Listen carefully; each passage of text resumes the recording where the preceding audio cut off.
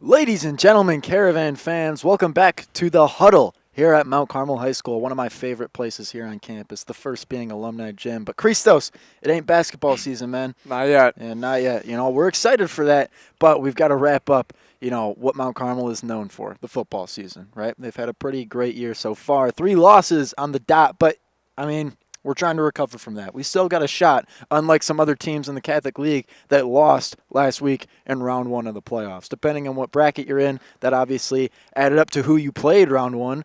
We kind of got lucky in a sense. We played a team that didn't have much playoff experience with Harlem High School. Went out there last week, beat them 56-14. My name is Matt Malloy. I'm joined here with Christos Themis. We're just getting you wrapped up on the news here, folks. Christos, round 2 is my baby. You want to know why it's my baby, man? I think I know why, but go ahead. Freshman year, round 2, we played Batavia, and I remember at the time not thinking much of it. I'm like, oh, Batavia, I've heard they're kind of a good program, good school, whatever. They came in, and for a lot of that game here at Barta Dowling, they were beating us in most aspects, offense, defense, special teams. Luckily, Denny Furlong saved the day. He ran it in for 6 points. And then following that, I just said what came from the heart. A lot of things came from the heart. I said a couple of things that I think we still kind of quote today. Looking back on it, though, that was 3 years ago, man. A lot has changed since then. We've picked up 2 rings. We've beat our rivals multiple times. We've lost to our rivals multiple times, right? Give and take, that's how it goes in high school football, especially when you're at the top 7A and 8A. Christos, man, what are your thoughts heading into today's game against St. Charles North? Couldn't be more excited, Matt. St. Charles North is a pretty good team. They beat a good team in Geneva, but like you said, they also played Batavia, had a pretty rough game early on. They're nothing to sneeze at, though. No. They're one of the best suburban schools, that's for sure. And the Caravan will have a lot on their hands. I heard St. Charles North is bringing the students, too, so it's going to be rowdy, which can help you a lot, especially going into enemy territory, into the city where, many of those folks may not have ventured into before. But expect a good game. Saturday at 5 o'clock, what are we usually doing? We're watching Georgia or Bama or Notre Dame, right? The top college football teams. Tomorrow we're taking a break from that and we're watching some Illinois high school football. Yeah. And I think that says a lot that SCM will bring some of their students. I'm hoping we can get a student section going as well. Christmas theme. Come wear your Christmas stuff. Yeah, we're the Grinch. Should you and I might have to call up Chris Flores after last year. He had the Grinch suit. He's at St. Xavier right by our house. So we'll see. We'll keep an eye out for a Grinch suit appearance. But we'll see. We'll see. I'm hoping to see the Grinch come out. All right. That's enough about us. We're going to take it on. So, folks, we're recording this, as you can tell. It's Friday night. It's the day before the game. So we can't do our 2 cents segment because by the time this airs, all of those games will be over with. We got the later slate of the games Saturday at 5 o'clock. That's pretty much the latest you can play for playoffs. So what we're going to do here is we're just going to check up on some teams, talk about how they did last week, and not project a winner, but we'll just talk about the game and who they're playing this week. I'm going to start off by talking about the biggest game from round 1 last week.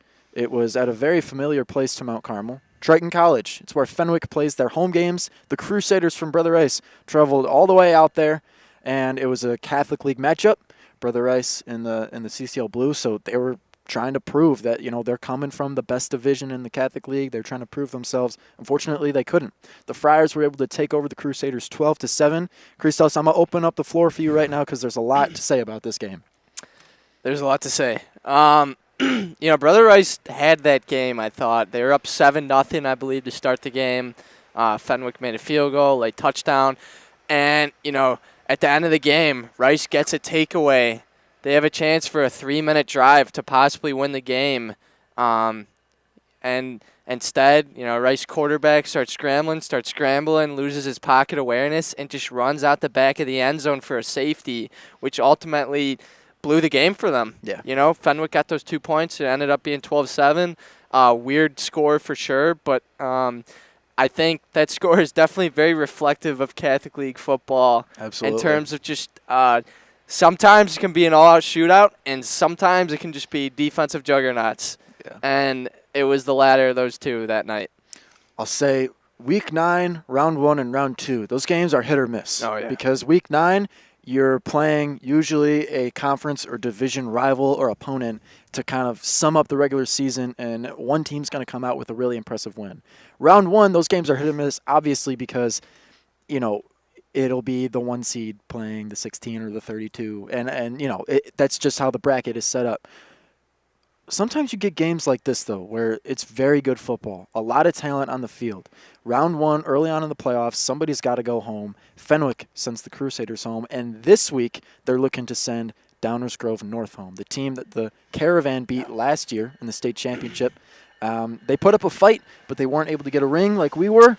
Now they're trying to beat Fenwick to eventually get to the state championship again. They're on the other side of the bracket for 7A from the Caravan, so we're not going to see these guys in the quarterfinals or semifinals. It'll be a while if the Caravan do make it to the state championship. We obviously hope they do. That's when we'll see them. We're not going to project a winner, but what I will say is the Caravan have experience with both of these teams, and I think that their offenses are going to have to do a lot. When I look at DGN and when I look at Fenwick, there are guys on their defense that are standout guys committed to Power 4 conference schools, right? They're high ratings, 4 or 5 stars, plenty of offers, but their offenses, they're kind of shaky. They're inconsistent from year to year. I remember 2 years ago when we played Downers Grove North at their home field away, super windy day. Their offense struggled from that, and we came away with the win. But it was close. I remember, yeah. They had some really good linebackers, Matt, and I think they're kind of known for that. Although this year, obviously, they do have a good offense. I believe they have a really good quarterback. What are they, 6th in the state? Yeah. So they're a very tough team, and I think Fenwick is like right there as well, where they may not be as ranked as high. They have great players. They have that one guy going to Ohio State, I believe, on the defense. So that'll be a grit match. It'll be interesting to see. It'll be a great match. Downers Grove North last week beat Wheaton Warrenville South 34-7. So it's been a bit since they've been in kind of a close game like that. Keep a lookout for DGN versus Fenwick. The 5 seed versus the 12 seed. It'll be a good one. They're playing that today at 1 o'clock. For us, it'll be tomorrow, if that makes sense. But, yeah, we'll know the results, and during the broadcast, we'll tell you who won, and we'll get some analysis about that. Yeah. For 7A, I guess the only other game we can talk about is Normal versus Mount Prospect. We're playing the winner of that game. We have experience with Mount Prospect. We beat them last year. That was a pretty big game. They're going to go away to Normal. I think they are the favorites, but Normal is 9-1. Mount Prospect is 8-2. Normal, if they can get a consistent enough team, they usually make a deep run in the playoffs. Yeah, so we'll be on the lookout for that one, obviously. That one is being played Friday night at 7 o'clock, so we'll actually get the result tonight, and we'll be able to talk about it tomorrow. Play the winner. We do. Yeah. We play the winner of that game. Yeah. So it's a big one. The 6th seed versus the 11th seed. St. Rita, also on our side of the bracket, they play Willowbrook. They will play the winner of Quincy versus Moline. It's quite possible to have a St. Rita versus Mount Carmel playoff game in the semis. That'd be huge. We're not calling it right now, though. There's a lot of football left to be played. We're going to move on into 8A. There's a couple of teams in here we obviously have to talk about. The first one is the 1 seed, Lincoln Way East. They're undefeated, 10-0 right now. Last week, they headed into the game 9-0, and they shut out Skokie. Niles West, they were 5-4, beat them 42-0. Lincoln Way East is just they're on a roll, man. Right, a couple of transfers coming in at the quarterback position made huge changes to the point where they now have a consistent enough offense that complements their defense, which is usually very powerful from year to year. I think that's where they come up short whenever they play Loyola. That's kind of been the common theme or pattern in the past couple of years, is that Loyola makes a deep run, and Maine South, Lincoln Way East, there's other big public, private schools, just they're in 8A for a reason, right? They'll meet up, and Loyola has taken the win. I'm not so sure about this year, man. Lincoln Way East has a better team, in my opinion, from last year. They play Manuka, who's 8-2, the 1 seed versus the 17 seed. I'm not calling winners, but I definitely expect that Lincoln Way East will make a deep run. You never know about these upsets, man, though. Yeah, Matt. The way I look at it, Lincoln Way East is kind of the East St. Louis of 8A. Coming off of, losses against Loyola in the state championship. I believe it's the last 2 years now.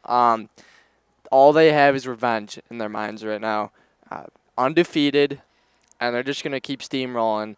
And I think Loyola, obviously they're doing really well this year, but it's been a shaky season for them. With 2 early losses. Obviously they've been finishing out strong with the regular season, pushing on the playoffs. But I think Lincoln Way East definitely has a very good shot at beating Loyola this year. Yeah. All goes well for both of them. Yeah, and they are on the same side of the bracket as Loyola, so they would play in the semis. Right, right. But we still got a couple of rounds left. I'm glad you brought up Loyola because I kind of want to talk more so about the team they're playing this week. Marist, at the beginning of the year, and I feel bad for it, I kind of thought this would be somewhat of a rebuild year for Marist. I knew they had big guys on their O-line. They had a defensive line that was very strong. They had great team chemistry. But looking at their schedule, I didn't think they'd be able to make a run like they have. They're 9-1. Yeah. 9-1. I was not expecting that. They headed into last week's game against Glenbrook South, obviously at 8-1, beat them 42-14. What Coach Mike Fitzgerald has done this year, it speaks volumes, right? He was at Marist, left, came back. I think he's here for good, though, after this season. Yeah, definitely. That just sets the program at another level, right? Marist is always there. They always have big, powerful guys committed to, powerful schools and whatnot. But this year, it just seems like something special, right? They're the 5 seed in 8A going up against the 12 seed Loyola Ramblers, who are 8-2. You talked about those losses earlier. Right. They handed us a loss in week 9. This is going to be a grit match if there's ever been one. They play at Marist. It's a 1:30 game on Saturday. Before we announce the game, Carmel's game, we're definitely going to be checking up on this one. This is kind of a big one for us because it's 2 Catholic League teams. One of them has had a lot of success over the past few years compared to a team that is trying to establish themselves as one of the best, not only in the Catholic League, but in the state. They're looking for that recognition that teams like Loyola, East St. Louis, and Mount Carmel have. Right, yeah, you look at Marist. This is a team that's pretty reminiscent of the Marist in past years. You look at 2017, 2018, 2019. When they were making those deep playoff runs to semis. I believe they made state one of those years.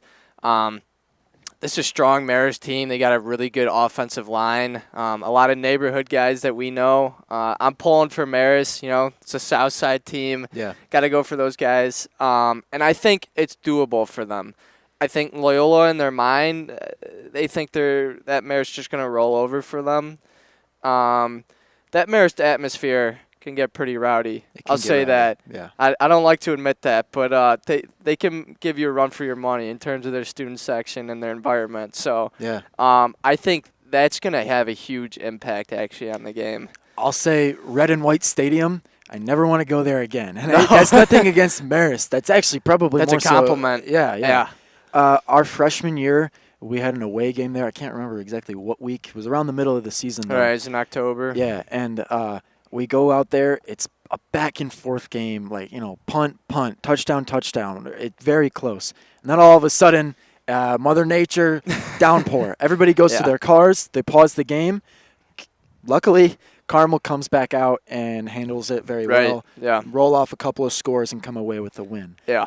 Looking back at that game, and I remember saying that on a broadcast my freshman year. I said, if it didn't rain, it could have gone in Marist's direction, more so for a win. And that could have been a lopsided season for us for the rest of the season. I think that was a game that really gave Blaney Dowling a lot of confidence pushing forward. They had a very strong start, struggled a little bit later in the season, but there's definitely a defining moment for that young junior-heavy Caravan team that later went on to get the first of a two-peat. Right, and that's the story for Marist. They have a lot of great competitors. This is going to be their best one of the season. Oh, yeah. Going up against Loyola, already said it, but 1:30, we got to check out this game. Marist, hopefully they have a big day. Nothing against Loyola, but that loss, little sour taste in the mouth. Yeah. We can't wait to play them next year, though. Hopefully that outcome changes. Yeah. That's pretty much it. On the other side of the bracket for 8A, there's teams like Lions coming from LaGrange. They're 10-0. DGS, Downers Grove South, they're 8-2. They could be sneaky, Matt. Yeah. I'll say that. sorry to interrupt you, but Mhm. you know, I used to play basketball with their star receiver. He is a stud. Yeah. I'll say that. And you know, DGS 8-2. They're a pretty relatively low seed. That says nothing about what kind of football team they are this year, though. I think they're really good. I think they can give LT a run for their money. You know, LT hasn't had too many close games. Come to think of it, maybe just Hinsdale Central was their closest. So that could be a good upside right there. Yeah. And I think still on the same side of the bracket here, York versus Oswego at Oswego. That could turn out to be a great game. Yeah, we're just going to have to see how this all shakes out in 8A. This is kind of the story every year. It's just the way things happen, more so because of teams' losses than wins. But one side of the bracket is more lopsided than the other. Yeah. And I think for 7A, MC is on the one that is not so much power heavier, right? Bringing that up, though, having an easier route to the championship, we're not at that point yet. But what I am saying is that I don't think Mount Carmel will have a tough opponent like teams on the other side, Downers Grove North and Fenwick might have. So we're going to have to see what happens, but right now we've got a great setup for the playoffs. Right now we're going to head to a break, and when we come back, we're going to head into our stats that we've picked up over 10 weeks. So we're excited to talk about those, yeah.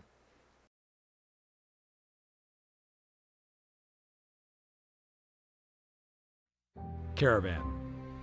Men together, focused on a common goal. Aiming for excellence, grounded in faith. For 123 years and counting. Forming men for leadership. We are MC.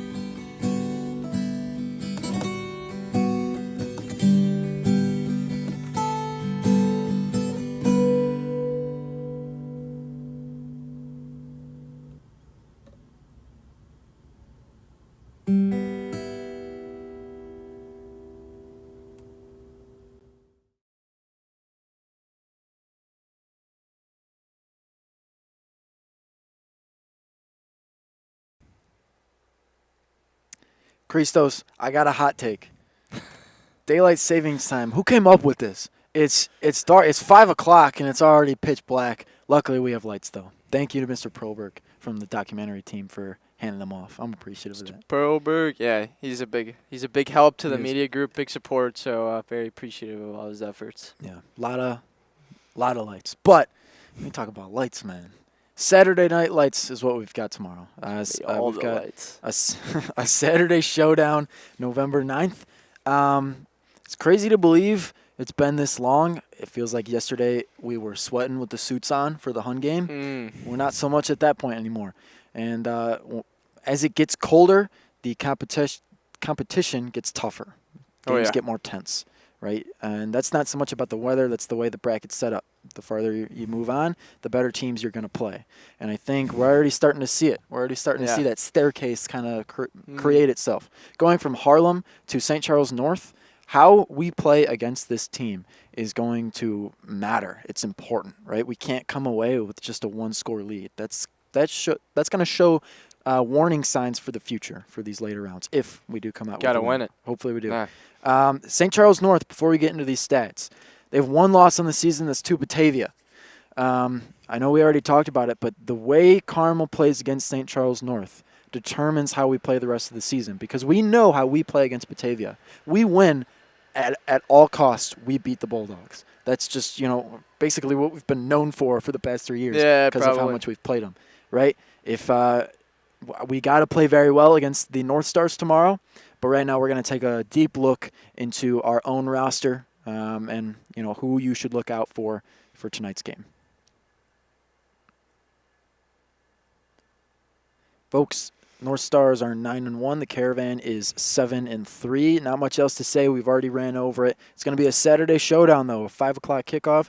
By this time tomorrow of recording this, we're going to be well into the game. Hopefully the Caravan will be scoring some TDs at that point. That's what we're looking for. I think that's a possibility. Here we go. All right, we're going to move on. Talking about touchdowns, our offense. This is where it gets important, is running the football, man. We've had a lot of different guys in that backfield. Jack Elliott has 12 rushing touchdowns of the 17 total for the team. However, Jack is hurt. He's injured. We have 27 rushing touchdowns, 27 total. So he's 12 of the 27. Anyway, he is hurt. He's got that shoulder injury. Still recovering from it a little bit. It's going to be interesting to see. He has not been running since the injury, obviously. Doesn't want to re-injure it or make it worse. But it's going to be guys like Daniel Taylor and Madden Wilson, those first two guys you see. DT has 8 on the season and Madden has 3. But what about some of these other guys that have shown up, Christos? Yeah, I mean, you look at Cooper Lehman, who's been good, pretty reliable on the jet sweep, reminiscent of guys like Densmore last year, right? And then also looking at DeRozan Darling. But, yeah, let's look at our average offense per game, right? Averaging 414 yards per game, which is pretty ridiculous. Opponents have only matched that with 263 yards. 125 total points scored in all first quarters. That's pretty good considering. I mean, looking at our schedule, right, with Hun, Loyola, you think of us as a second-half team, but when you break it down quarter by quarter, it's actually the first quarter that's been most dominant for us. Yeah, and the second most dominant quarter is the fourth quarter. So it's hard to say whether or not we're a first or second-half team. I truly think it depends on who we're playing, which – honestly, that's kind of unique. You don't see that a lot from the Caravan. Most times there is a certain, not only half, but quarter where we come out and play our best. I think really anything could happen now at this point in the season. We could have a really strong first quarter or a really strong fourth quarter. Just depends on how things shake out and who we're playing. Yeah. And I'd say it's more so the offense that plays really good in the first quarter. Yeah. The defense starts to pick up and play really well in the second half overall. And that's when the margin starts to widen. Right, and that might be a little lack of experience compared to past years. There's a lot of younger guys on our defense compared to our offense. Our offense, I mean, they're homegrown, man. They've been doing this for 4 years. Yeah. They've all bought in. Defense, they need to buy in a little bit more. Mm-hmm. And games like this, like tonight, that's going to allow them to do so. So we're looking to see a big game from our offense, though. Talking about our defense, 31 PBUs. That's pretty big. Excuse me, sorry about that. 31 PBUs on total for the defense is pretty huge. I know guys like Javi and Xander, you see these seniors at the start here, they've got the most on the team for obvious reasons. But Jackson Barons is in there as well with 2. These DBs are going to have to show up and play. Javi Payne obviously changed positions kind of over the offseason. He's also dealing with an injury. So things are going to be interesting to see here. Hopefully he stays healthy tonight and picks up a couple more pass breakups. Right, and then taking over on the defensive line, right, the sack leaders. We got 15 sacks for 108 yards. That's senior captain Matt Muha, who's leading the defense there. He's got 5 sacks on the season. Also, you got Roman Iguabike, Joey Quinn, Braden Jones, Tristan Pusateri, the sack master. There's a lot of guys in there, as well as Bone Crusher and Vince Cronin. And then also just finishing up, we talked about Muha. The team has 42 tackles for loss for 202 yards. Muha has 12 of those. He had the most last year as well. Yeah, so he's definitely leading this defense, and rightfully so. He's a senior. Talked to him a little bit this week. We were looking at just the overall defensive stats. And I was telling him, like, you're at the top, kind of like you were last year. And he was like, good. That's where I should be, right? Yeah. I got to be a leader. So you love to see that effort from your seniors. Talking about seniors, though, we're going to move on to our key players of the game. Only got one of them, but I wanted to point him out because of a specific play he had last week against Harlem. Ethan Batting, the senior tight end, number 87. You see him at the bottom of your screen there. Recovered a fumble that was pretty big. This is his first year playing football, so he's quickly learning what it means to be a part of a team like the Caravan, as organized and structured as they are. So I'm great. It's great to see him getting a lot of playing time like this. Talk about playing time though. Junior offensive lineman, the starting center. This kid hasn't missed a snap. He's been out there every single game. He's a dog for the offense, and you got to respect that he's only a junior. He was able to pick up that quick. Declan Kill, number 74. Christos, I know you and I obviously remember a few years ago, we kind of had a problem with our snaps. They were going over Blaney's head a couple of times. Mm-hmm. It just really hasn't happened this year. No, it hasn't. Yeah, that's all props to Declan. Yeah. Our last guy here, Christos, I'll let you talk about him a little bit. He's shown up a lot, though, for the defense. Yeah, number 1, Gavin Conjar, the junior out of Christ the King Parish. He, started off season playing against Hun. Then he got hurt. Then he was kind of inconsistent. And the last few games, he's really stepped up as a huge contributor. He's got 28 total tackles, 8 solo through 7 games, 2 PBUs. He's a guy where, especially in a game like Loyola, where we were having some struggles, he was making really good plays. He wasn't missing tackles. He was wrapping up. He was trying to step up and make those momentum-changing plays, which is huge out of a junior like him. Absolutely. Those are your 3 key players. Let's move on to a guy, though, that we definitely need to spotlight a little bit. Coming from St. John Fisher, like a lot of other guys do. Marty Mann is one, definitely. The red hat, you'll see him a lot. But also Jake Carroll, and a guy that scored a touchdown last week coming from SJF. And the guy that threw Carroll that touchdown pass, Emmett Dowling. It's Fisher. all, yeah, Fisher, yeah. All Fisher guys. You got to spotlight Jackson, though. I am related to this guy. He's my cousin, and he has wanted to go to Mount Carmel, sure, but more specifically, he's wanted to play for the Caravan since he knew what football was, right? That's what he was concerned about, and he's a two-way player, a wide receiver and a DB. This year, he's more so played on the defensive side of things. He's got 28 total tackles, 11 of those being on his own, 2 interceptions, 3 PBUs, and about a half a tackle for a loss. He's a great guy, and I know, like I said earlier about the defense with experience, it's hard to create a culture that, like you said, glue guys, Christos, or glue guys, gritty guys, things like that. It's hard to create a culture if you don't have any guys showing that every week. Jackson is one of those guys. Jackson, Muha, senior leaders that show grit every game, and I think his stats, they speak for themselves. Yeah, you said it perfectly, Matt. Jackson's a great guy. We keep talking about the defense, though. Yeah. That's so important. Christos, what's your stat of the game? Yeah, you take a look. You're talking about senior leaders. Matt Muha has been phenomenal this year. He's got 82 tackles through 10 games. Last year at this point, he had 75 tackles. So he's slowly approaching. He only needs 10 more tackles to match his mark from last season. But we're going to need senior leaders to step up big time during these playoffs if we want to make a push. You talked about the defense being really young. It's a guy like this who not only serves as probably the best defensive player, but also a glue guy for the whole defense that can help bring them through the finish line. And he's going to need to perform big, which I know he will. Absolutely. He lives for games like tonight. Oh, yeah. Right? It's a Saturday. It's weird. It's usually not when he plays. He loves catching the offense off guard, and he's going to lead the way for this defense, hopefully. Moving on, though, looking at the bigger picture of things, we're going to zoom out to the entire CCL Blue here. St. Ignatius not making the playoffs. Overall, 3-6, in the conference 0-3. Christos, when we think about the Wolfpack, I was kind of shocked they didn't make the playoffs considering how well they played against the Caravan. But then you look at the conference and you see how competitive it is. When they matched up against Rice and Loyola, they played very well, they just couldn't get the win. And when you're in a conference like that where you're able to play up to the same level, but it's just not enough to get the W on this chart here, then you're not going to get the playoff bid. So the Wolfpack, they're going to have to wait out. They'll come back next year.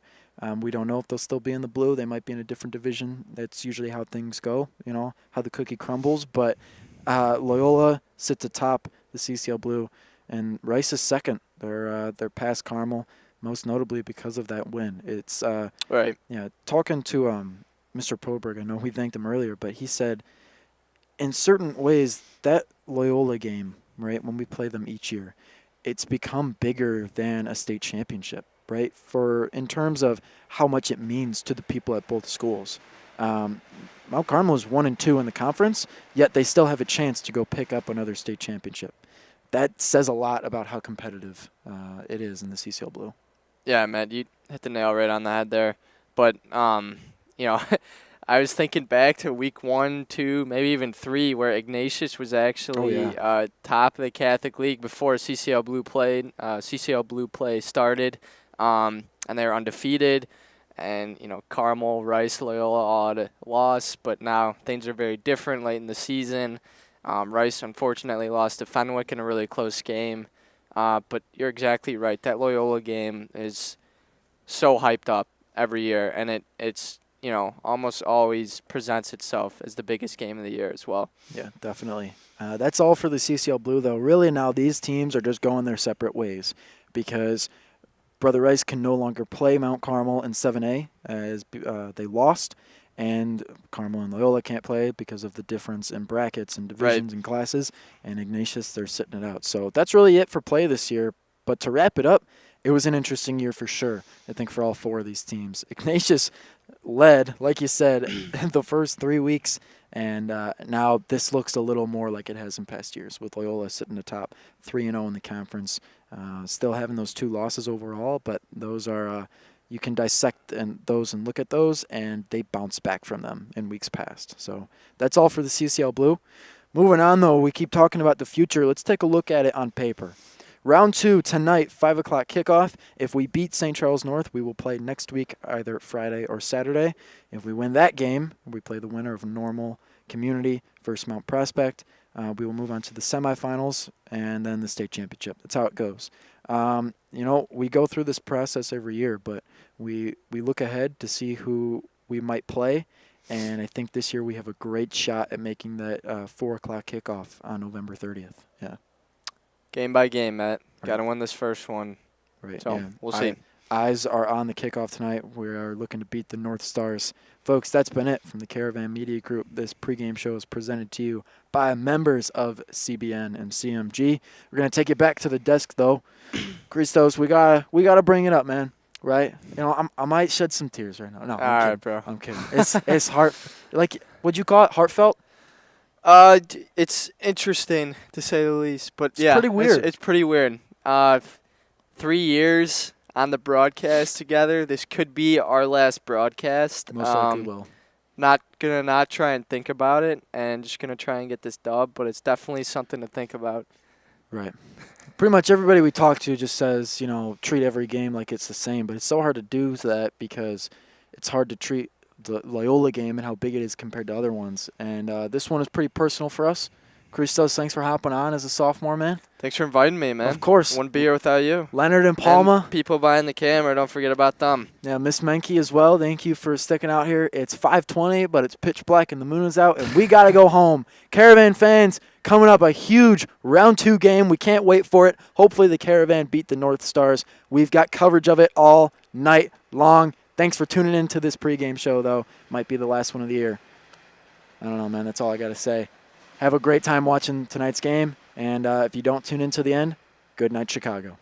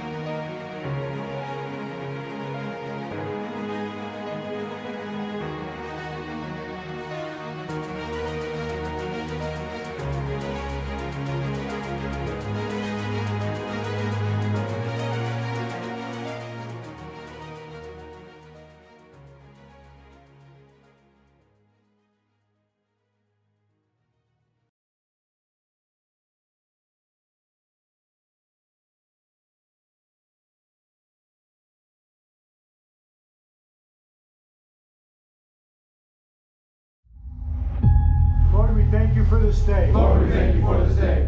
Grant us guidance in our play. Grant us guidance in our play. Give us strength in our hands and hearts. Give us strength in our hands and hearts. Play the fair and sportsman's part. Play the fair and sportsman's part. Courage, pride, self-esteem. Courage, pride, self-esteem. For goal guarantee. For goal guarantee. Lady Mount Caravan.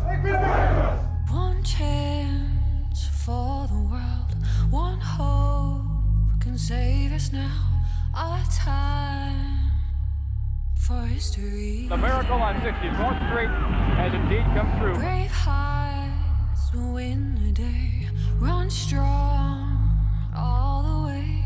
It's time for you and me, 'cause nothing can hold us down. Mount Carmel, the state champion. On the ground, nothing can hold us down. On the ground. From Mount Carmel, it is 4 in a row. Mount Carmel Caravan kept a 14-0 season. We can be heroes. Mount Carmel Caravan are going where they've been many times before.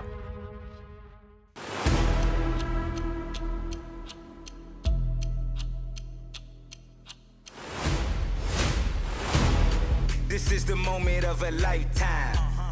The clock's ticking like my lifeline. Until I flatline, I push it to the red line. Who gon' stop me high? Who gon' stop me high? Breathtaking, a move that I make. I give it everything I got. 'Cause that what it takes. I push the limit till it break. The heart of the brave, the soul of a legend with the will to be great. Hold up. The soul of a legend with the will to be great. Hold up. Who gon' stop me in my moment? Who gon' stop me when I'm going? You can't break me, I don't back down. I'm like a king, give me my crown. Who gon' stop me high? Yeah. Who gon' stop me high? Yeah. Who gon' stop me high? Let's see if he can outrun the defense. He is gone. Touchdown! Woo-hoo! Wow, what a run. Intercepted. Going to the end zone, and he finds it. Touchdown, Mount Carmel. Instead, it's on the option. An opportunity for McGraw. He's done it. Championship number 15, tied for the most in Illinois high school football history.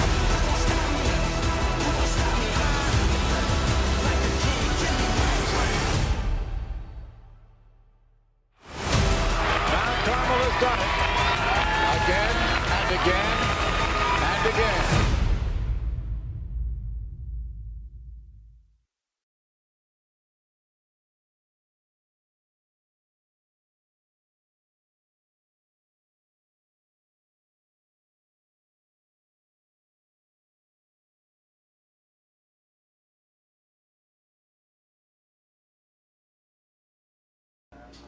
Ladies and gentlemen, Caravan fans, welcome back to Barta Dowling Stadium here at Mount Carmel High School. Tonight, the Caravan will look east to find comfort in the great body of water that is Lake Michigan, while St. Charles will look north in hopes of a star that might shine down upon them a huge upset win and help them take down the reigning 7A state champions. It's a battle of sea and air, it's the second round of the playoffs, and it's time for a Saturday night showdown on the Caravan Broadcast Network. My name is Matt Malloy, going to be your play-by-play announcer for the evening. Joined here with my good friend, Christos Demas. Christos, how we feeling? You know, I always bring up the weather at the start, but tonight's a little different. It's rainy here, Matt. Not ideal conditions at all, but it's playoff football, so it'll be interesting nonetheless. I'm so excited. Can't wait to see what we have in store for us tonight. Absolutely. I didn't expect anything else but this. It's going to be a gritty one tonight, folks. We've got rain coming down pretty hard. It's been pretty dark all day, man. We're going to have a great night here. Hopefully the pass game can come out for the Caravan in these conditions. Good evening, ladies and gentlemen, and welcome to Barta Dowling Stadium at Cary Field, home of the Caravan of Chicago Mount Carmel. We hope you enjoy your visit to campus. On behalf of all the football-playing member schools of the IHSA, welcome to tonight's Class 7A second-round game between the North Stars of St. Charles North and the Caravan of Chicago Mount Carmel. It is just one in a statewide series that will crown 8 champions Thanksgiving weekend at Hancock Stadium on the campus of Illinois State University. Ladies and gentlemen, we kindly ask that you please rise and remove your hats to honor America and join in the singing of our national anthem, which will be performed tonight by Miles Hayes. Oh, say, can you see by the dawn's early light what so proudly we hailed at the twilight's last gleaming, whose broad stripes and bright stars through the perilous fight o'er the ramparts we watched were so gallantly streaming, and the rocket's red glare, the bombs bursting in air, gave proof through the night that our flag was still there. Oh, say, does that star-spangled banner yet wave o'er the land of the free and the home of the brave? Woo! Singing in the rain, Christos. How about it? That's a great feeling. What a way to start off the day. We've been here for a few hours. It's quite a different feeling. Our first Saturday broadcast of the year. Most times we're playing on a Friday night, and it's around 7 o'clock when it gets dark. But it's not even 5. The sun is completely down. The lights are on, and we're getting ready to go. Yeah, Matt, you said it perfectly. It's feeling like Friday Night Lights just on a Saturday. This is a good St. Charles North team. I know we talked about it in the pregame show, but they've had some tough wins, especially against Geneva. That's their biggest win. Be on the lookout for some really big receivers and a good quarterback. Yeah, St. Charles North. They've only got one loss. That's to Batavia, losing to the Bulldogs by quite a large margin. We'll talk about that later on. The Caravan still have those 3 losses, little sour taste in their mouth, trying to still get rid of that. But like we said, moving forward, it's a completely new season. It's a completely new season. Right now they're sitting at 1-0 on the postseason, trying to make it 2-0 and just make their way to Illinois State University for that state championship game on November 30th. That is exactly what our goal is right now.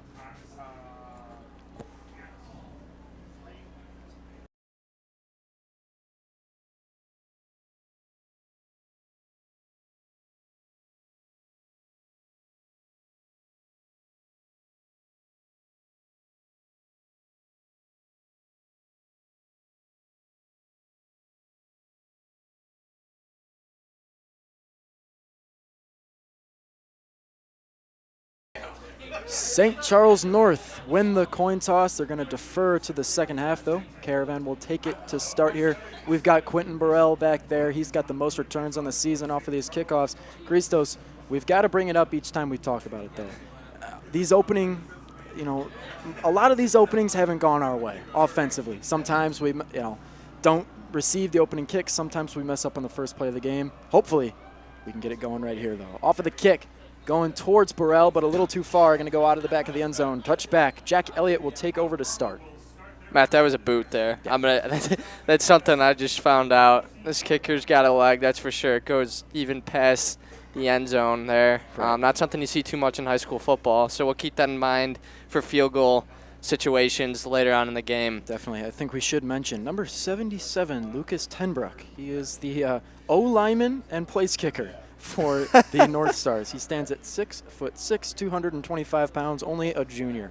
Kicking will definitely be interesting tonight on the other sideline. I love it. That's awesome, Matt. For right now, though, the Caravan offense, the one we know and love, will take the field. Elliott, he's got Daniel Taylor Jr. in his backfield. Guys will motion over right. Let's see what Coach Lynch has in store for the first play of the game.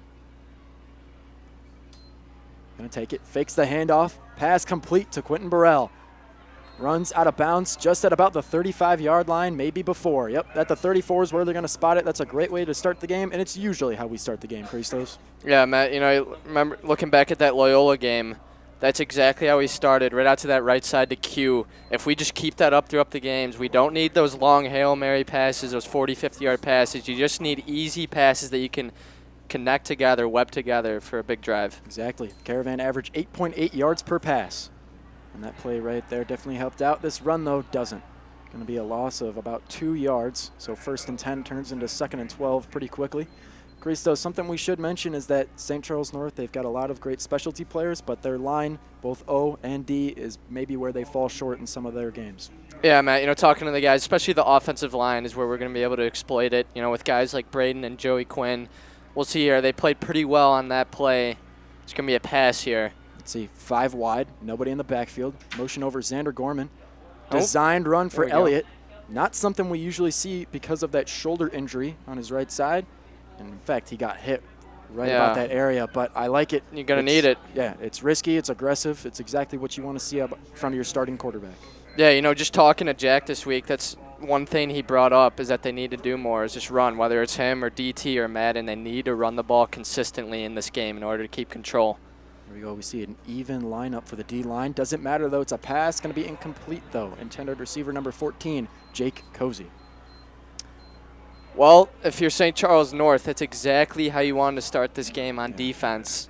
You know, you're playing good D. They're bringing out the punt team now. Be aware, though, only 4 yards to go. We have not seen a fake punt yet this year. And we have not, yeah. Not going to say anything, but usually it happens at least once. Right. Right. We'll wait and see. Elliott line back up to punt. St. Charles North, they led up that reception to Burrell, but the Caravan weren't able to do much on offense after that. 4th and 4. We'll see what happens here. Yeah, no. No fake. Let it go right out of bounds over to the right side. St. Charles North will take over. Let's say the 30 right now. They're going to spot it maybe a little bit before that, yeah. All right, well, the North Stars offense, they've got a lot of work to do here.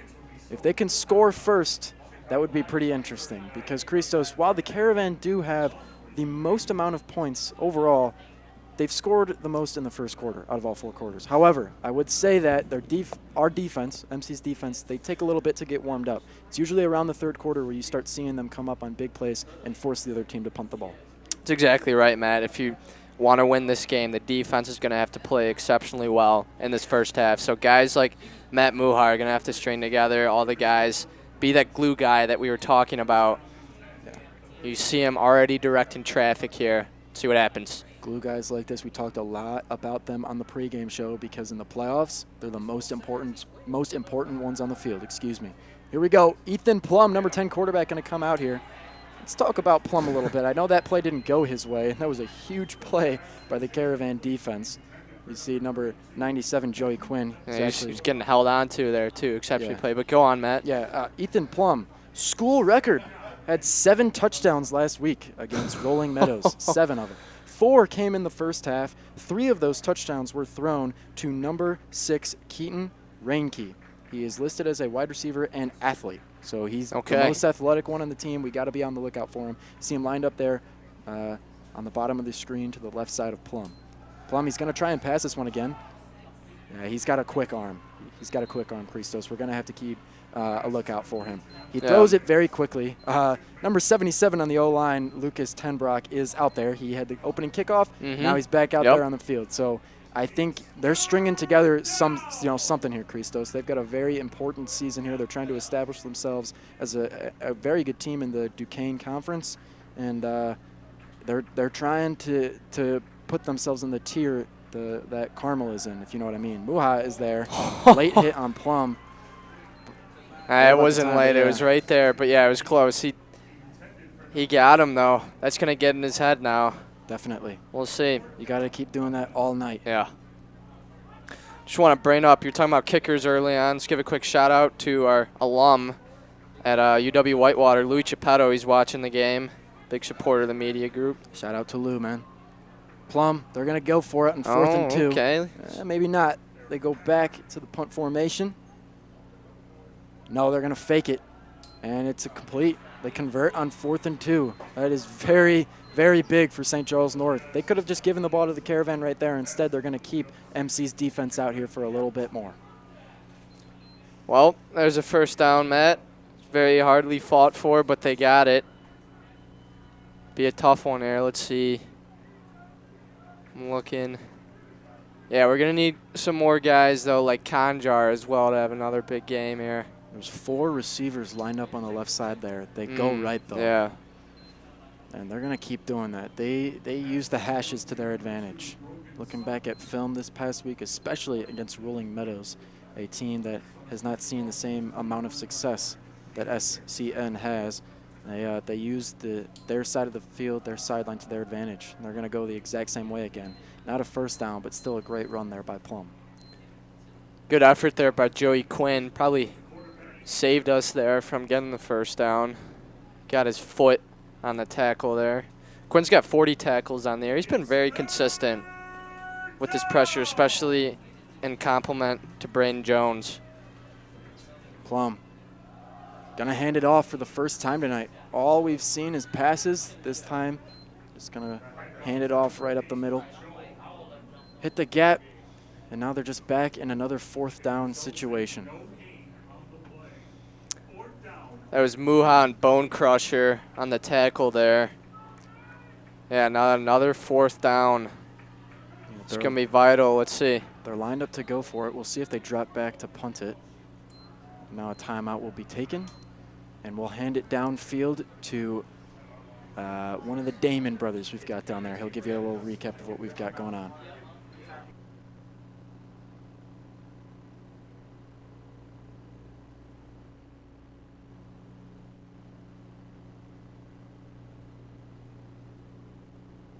Caravan fans, crucial 4th down for St. Charles North right now. Caravan have to stand up and get a stop after not being able to get that 4th down stop on the previous 4th down. But a solid start. They're really dialing up pressure on St.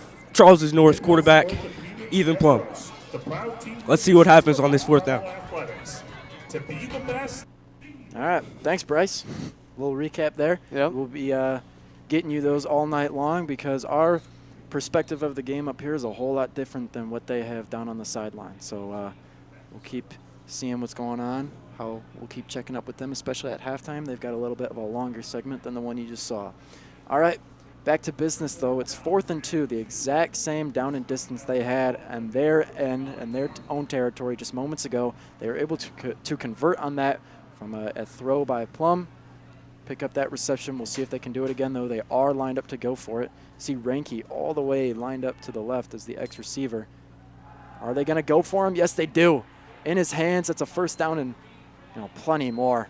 And that is not what you want to see from the Caravan defense. But Chrysos, we just said it. It takes them a little bit to warm up. That hit by Muha was probably the most aggressive play we've seen. And it was on time, like you said, but not in time enough for a sack. Yeah, we need them to be warmed up by now already, though, Matt. We can't wait. Run out to the left. Broke a couple tackles there. That's number 8 for the North Stars, Joel Holloman. He's a running back and linebacker for the North Stars, senior as well. And now they're just going to keep this momentum going. Yeah. I like this hurry-up offense here. Caravan do it sometimes as well, but trying to get us on our Plum, off that's our another feet. reception. Breaks a tackle, breaks another. Running out to the left side. Is he in for the touchdown? No. Stepped at the 2-yard line. They're going to spot him at the 1. He reached out for another as he was being tackled. And that is huge for the North Stars if they can put some points on the board first. Get this, they're going quick. He's going to run it. If they can strike first blood. Yep, he's in. What they do. All right, St. Charles North takes the lead early on. About 7.5 minutes to go here in the first quarter. Your score is 6-0, the Caravan Trail. Well, Matt, we really needed this first drive for the Caravan defense to be strong.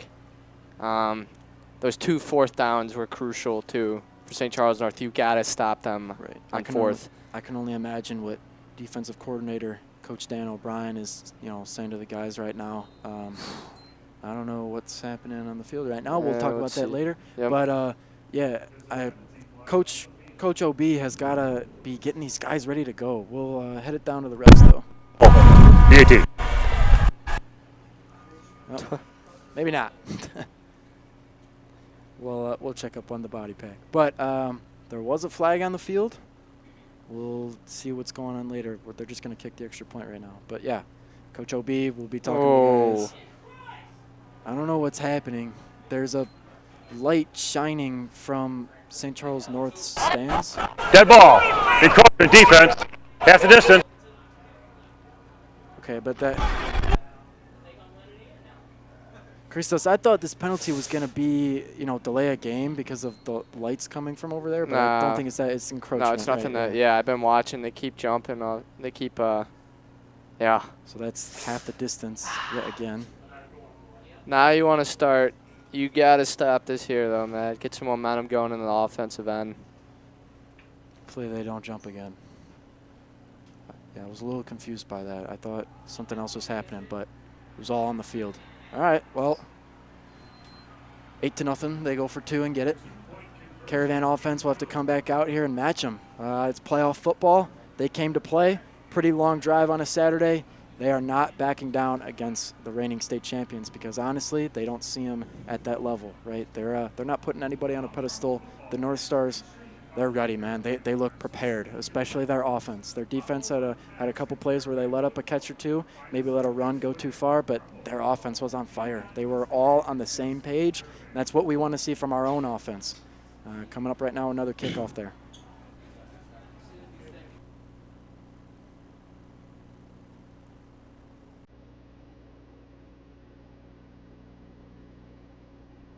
For the Caravan.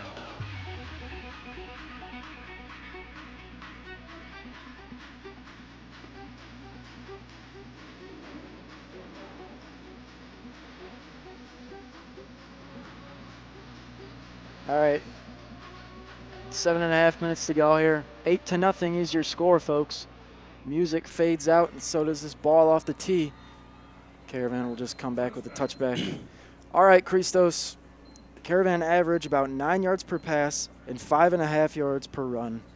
That didn't really seem to come out to fruition, though, on the first drive of the play. We weren't seeing that many big plays. Burrell had a few. Other than that, we didn't even get past the 50-yard line. St. Charles North came out. They had a grittier offense, let's just be honest. Maybe not so much grit, but they were connected. Everybody knew their job, and that's why they were able to convert multiple fourth downs, run down the field, not only pick up a touchdown, but pick up that 2-point conversion. Folks, this is not going to be a blowout. I think we knew that right away. Elliott takes the snap. It's a handoff right up the middle. Daniel Taylor will break free. That's exactly what you want to see, a first down from the first play of scrimmage on this offensive drive. Take them a while to blow the whistle. Yards after contact was huge there. Funny, man, after he blew a whistle, he broke 3 from all those tackles. Was about to go down the sideline. But, yeah, that's great. Great first play there. Great comeback play after getting stopped in his own tracks. His first carry. We're going to need to see a lot more of that. That replay is great. Yeah. You see it as just the aggressiveness, We saw it from Muha, but we got to start seeing it on the offense. Marshawn Thornton, the freshman receiver, lined up out there. New face here in this game. Elliott, he'll motion. What do we got here? Just a run up the middle. Will bounce out right. Needs a block. Sort of gets it. Yeah. Man gave him a few yards. Oh, okay. That's a flag. Come on, man. All right, well.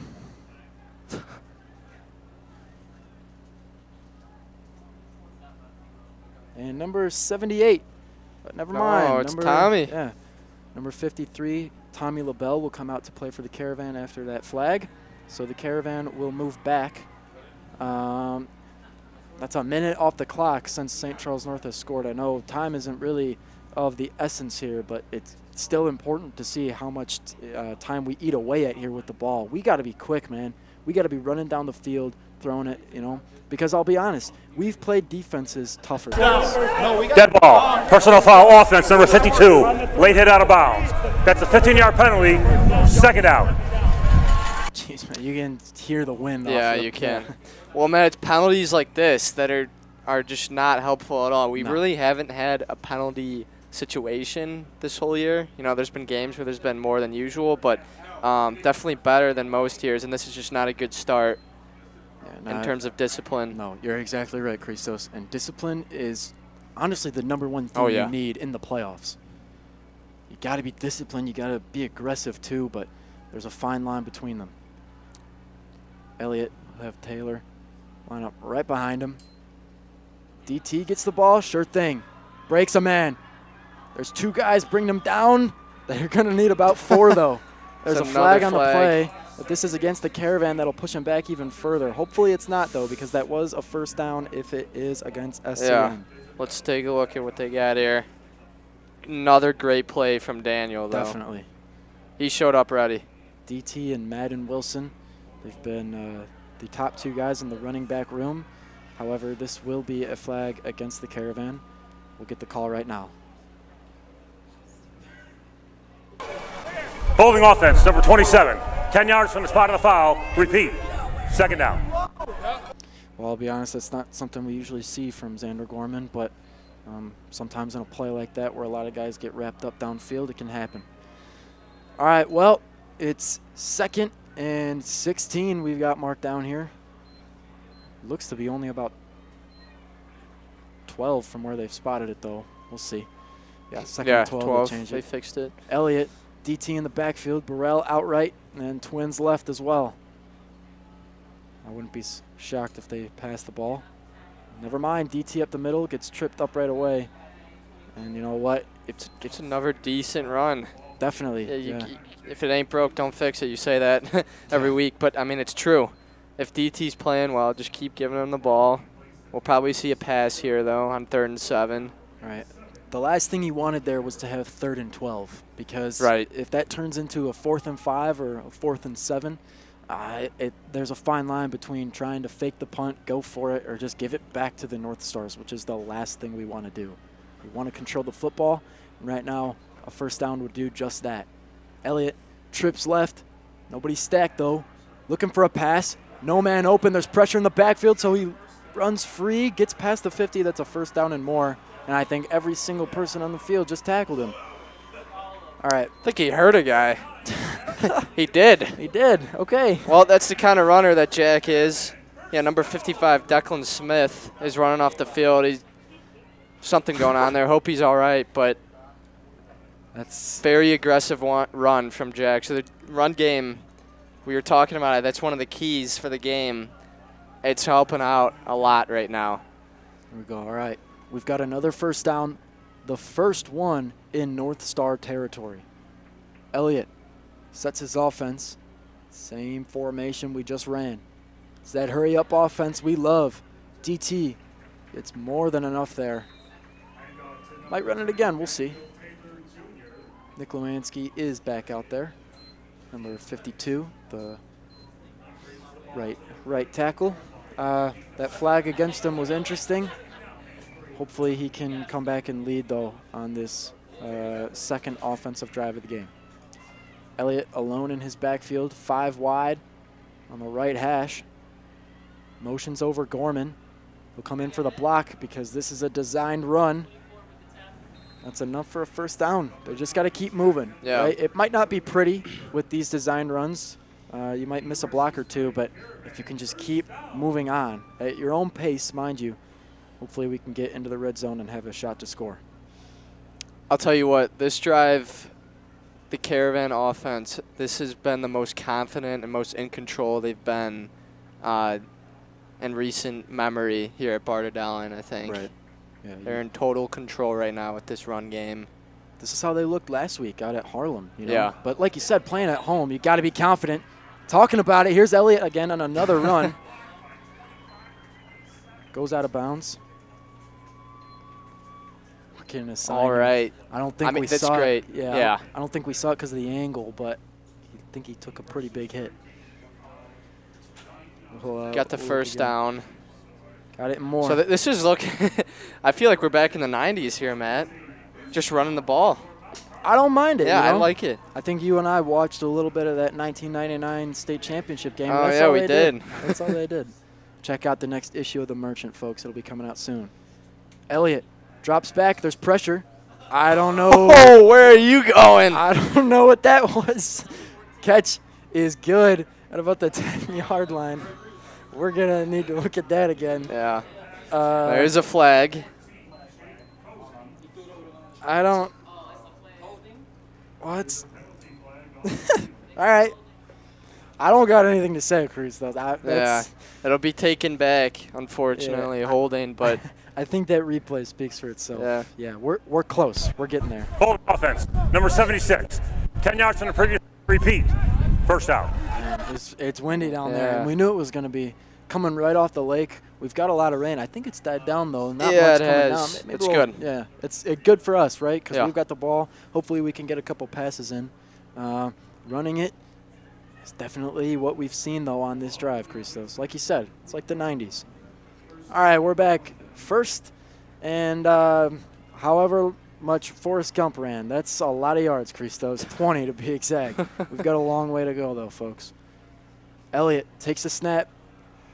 Hands it off, designed for Burrell. Jet sweep, hits the gap and more. Takes a hit as well. He's inside the 20. And now we've got a great position on second down in the red zone. That was a great path he just ran there, man. It was like a little parabola kind of coming out, and then he just snuck right back in. I know Mr. Murphy's happy if he's watching this right now, but that's a great way to angle explain it, that Burrell took there. Wow. All right, Burrell picks up a couple more rushing yards. He's known for catching the ball, though. We might see a little bit of this here. Twins left, Cozy in the slot. Elliott takes the snap, immediately looks that way. It's good, complete for Burrell. Breaks through. Can he break free of that tackle? I don't think so. He'll be brought down, but forward progress will get them the first down and inside the 10-yard line.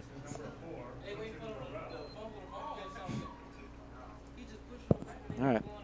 It's funny. I did think the ref was going to blow the whistle a little earlier on that one, but it's all right. Lost a few more yards than we thought. See Madden back out there now. Stephen Winkler's coming in. Timeout. Timeout. St. Charles North. All right. First timeout. Both teams have taken a timeout. We'll send it back down on the field to Bryce Damon.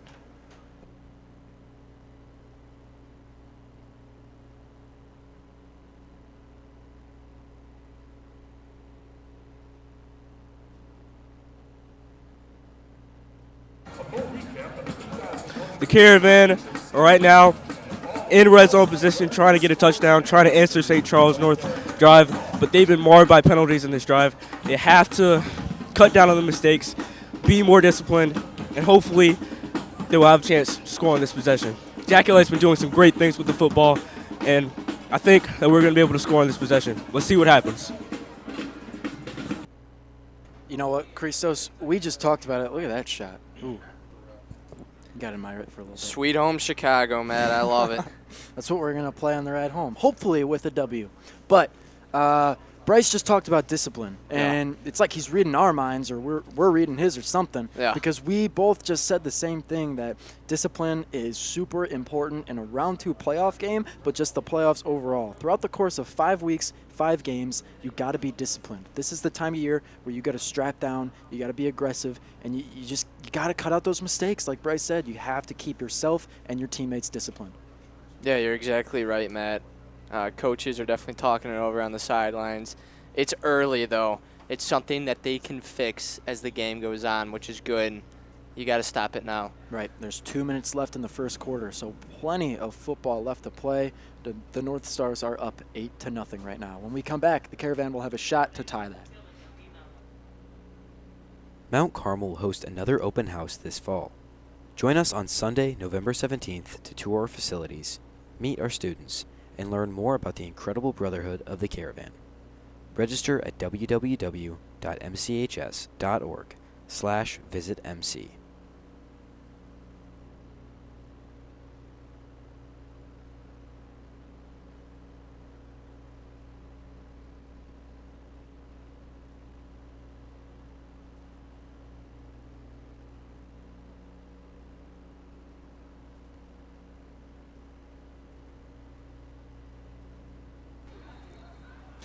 All right, folks, welcome back to Barta Dowling. I see a few Santas in our student section. It's Christmas theme here. hopefully the Christmas spirit will help us with this one in the red zone, Matt. All I want under that tree is another state ring, baby. Here we go. Elliott running around. Won't get inside the 5, but still a pickup of a few yards. 2nd and goal now. Let's not get ahead of ourselves. Let's just win this one, right? Oof. Well, you know, Yeah. we're down 8-0, so maybe I am. Yeah. I'm getting a little far ahead. But one step at a time. It's okay to have that dream, Yeah, I guess. it's all right. Looking ahead, though, it's a great time to bring it up. The winner of this game plays Normal Community. Yes. So this is a big game. Normal is the 6th seed, and we're going to have to keep our eyes on them. Elliott takes a snap, handoff up the middle. Play is blown dead right away. Let's see what's going on here. Dead ball. False start offense, number 76. That's 5-yard not penalty helpful. remains. 2nd down. All right, well. And it continues. Damon, you know, our good friend Bryce, he said, you got to cut down on the mistakes. It's plays like that where, you know, it's either you do it or you don't. You either don't false start or, you jump too quick. And when you can start to cut those down, then that lead St. Charles had will also cut down. So right now, though, we're just focused on getting this touchdown. This is super important. If we don't get it and we give the ball back to the North Stars, they can just do the same thing and put, another touchdown on top of that lead they already have. Elliott rolls out right for a pass right away. No, it's knocked down. I got to say, that's pretty much perfect defense. Wasn't holding him, wasn't pushing him, no PI, just sticks his arm out. That's number 1, Jack Shannon, the DB senior for the North Stars. If they can keep this up and keep the Caravan out of the end zone, it's signs of disaster here. Yeah. Yeah. Yeah, you're exactly right, Matt. And a little confusion on the sideline. Nico Mullen almost ran out there. Yeah, not on 3rd down. It's only 3rd. Yeah, yep. like you said. I mean, hopefully we don't got to see Mullen until the extra point. But Elliott got to roll out of the pocket. This pass is complete. Burrell is just pushed out of bounds, though. He ran into some people. Yeah, oh, my he did. God. That's decent defense, though. Yeah. He's keeping him as far away from the end zone as possible, hitting that inside angle. Let's take a look at the replay. Yeah. So Elliott ran, not so much because of pressure, just because he wanted a better angle for this throw.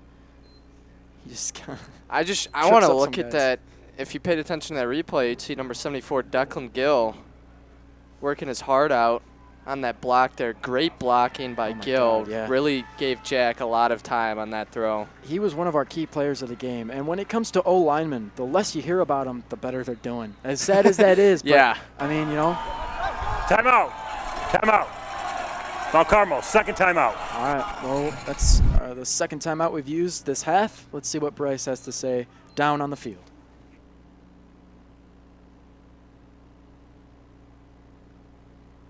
Commitment to IHSA sports. Athletic trainers are certified. Caravan facing a critical 4th down here. Let's see if they're going to opt to take a field goal or if they're going to go for 4th down and try St. Charles right now. A penalty once again set them back, but let's see what they have under their sleeve for this critical play. Bryce, I completely agree with you. It's like we know him or something. He's saying exactly what I'm saying. 4th and 4 coming up. We are just inside the 5 here, trying to put some more points on the board. This timeout just getting wrapped up soon. 1.5 minutes left in the 1st quarter. Not much to say other than if we don't score here, that's obviously not great for the long run.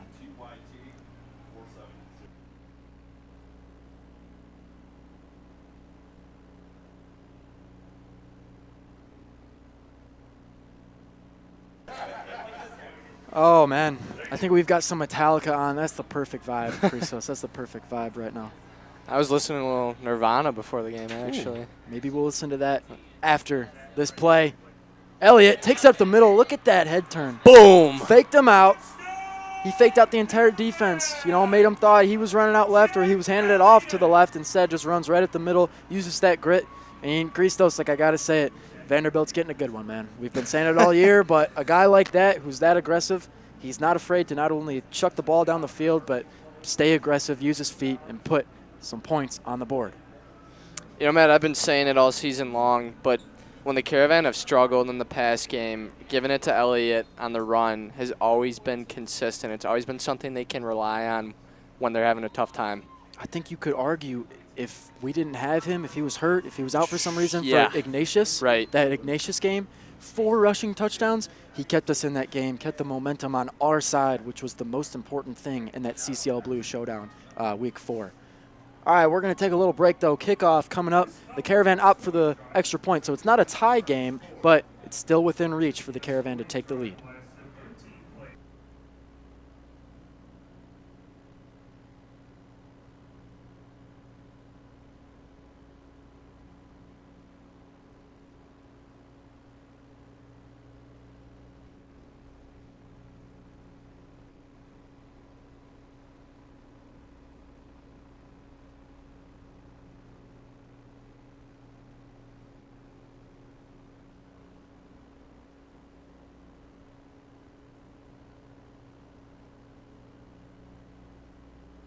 All right, back at it.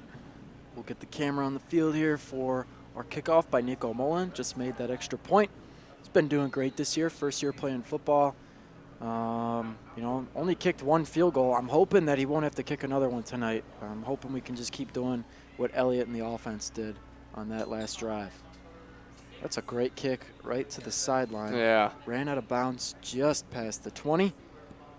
Will the North Stars come back and do the same thing they did early on in the first quarter, or will the Caravan defense warm up a little bit more in this rainy weather and stop them in their tracks?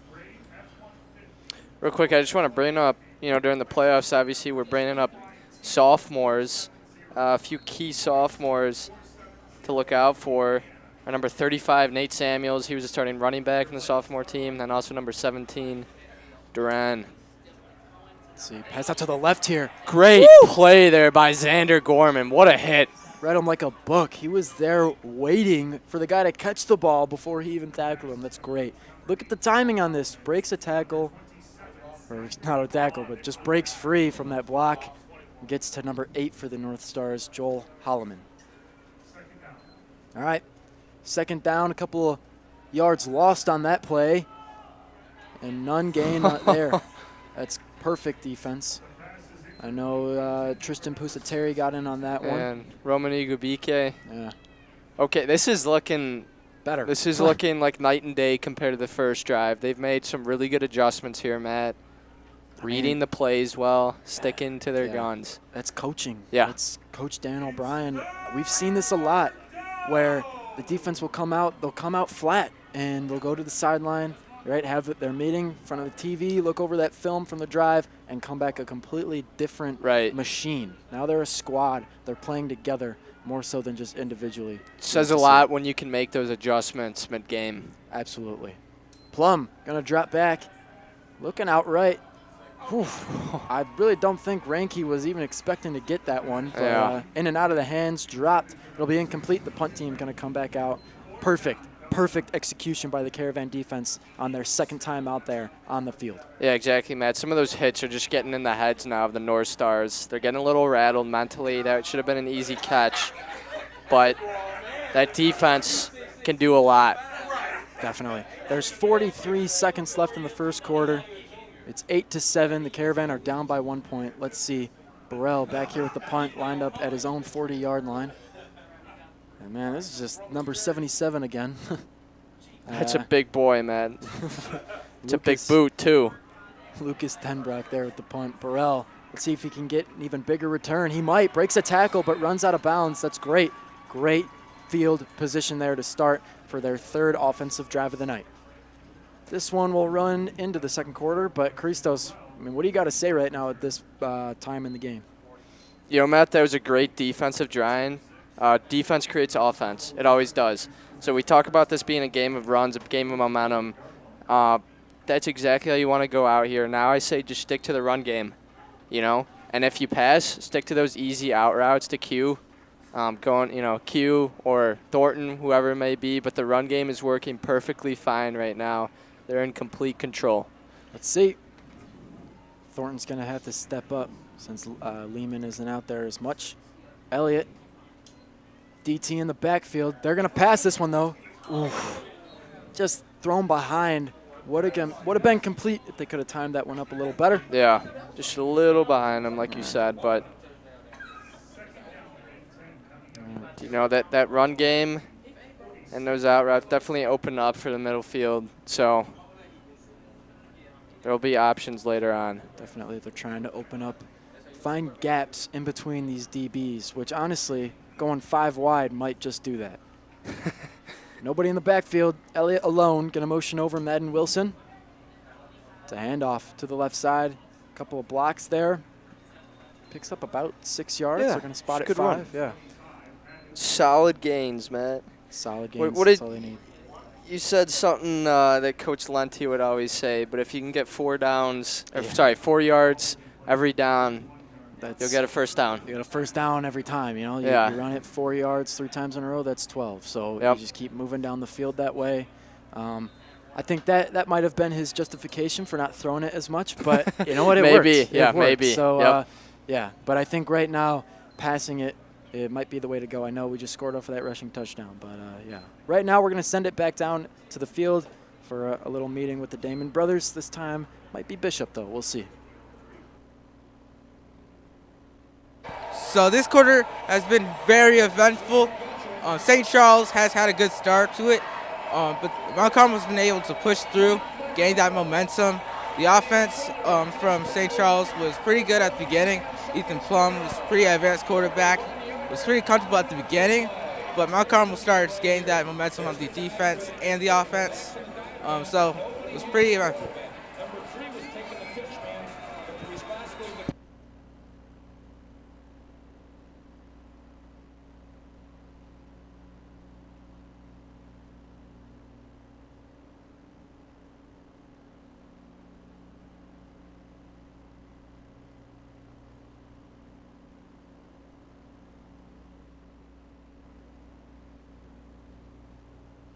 Would you like to experience what a day with the Caravan looks like?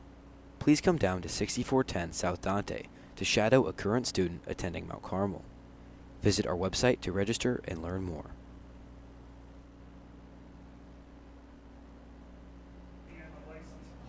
All right, we're back. 8-7 start of the second quarter. Bishop, thanks for that update down in the field. They've got a great view of the game down there, though. I love watching playoff games right down on the sideline. You get a total different feel of what you might if you were sitting in the stands or up here in the box. Elliott going 5 wide again. Jumps over his own O-line and picks up a few more yards. This looks like Madden, Christos. I don't know what's going on. Watching a little too much Saquon Barkley these days. You know, it's funny. Yeah, there's a little float, not even a jump. Bro pressed X. Yeah. All right. Here we go. A little hurry up. Matt Clark liked that one. Yeah, he did. Yeah, it's funny. I've been seeing it in high school now where all these guys are trying out the reverse hurdle. Really? Yeah. The reverse hurdle. I got to go check that out. I know I saw it a couple times. Oh, can't do that one. Okay.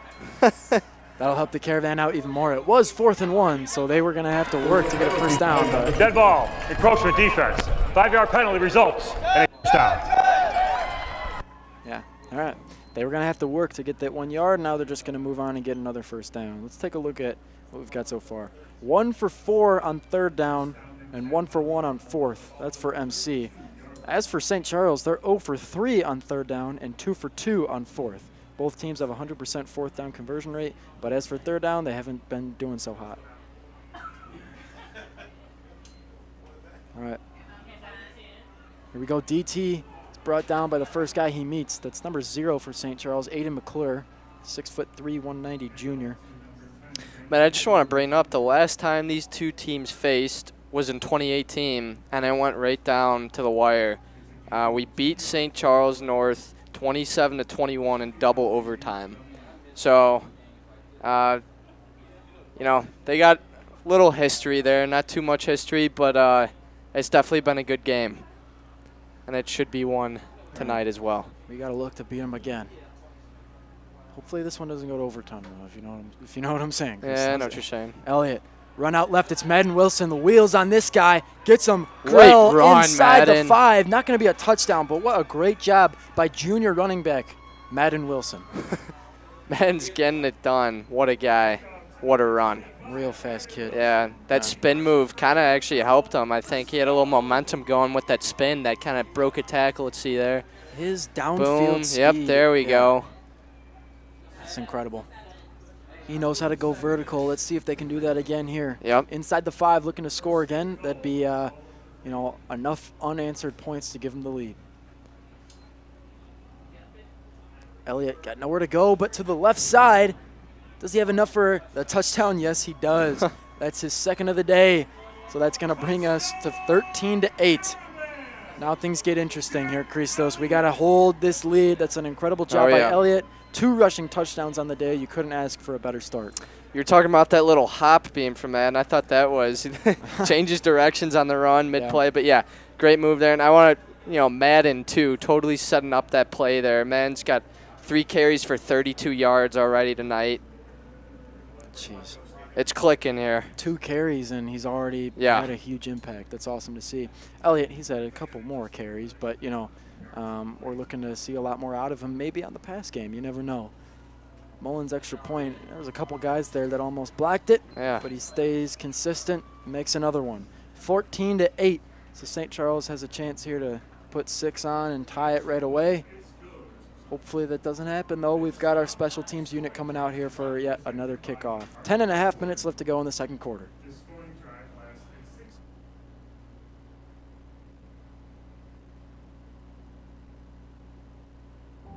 Building men since 1900 through Catholic Carmelite values.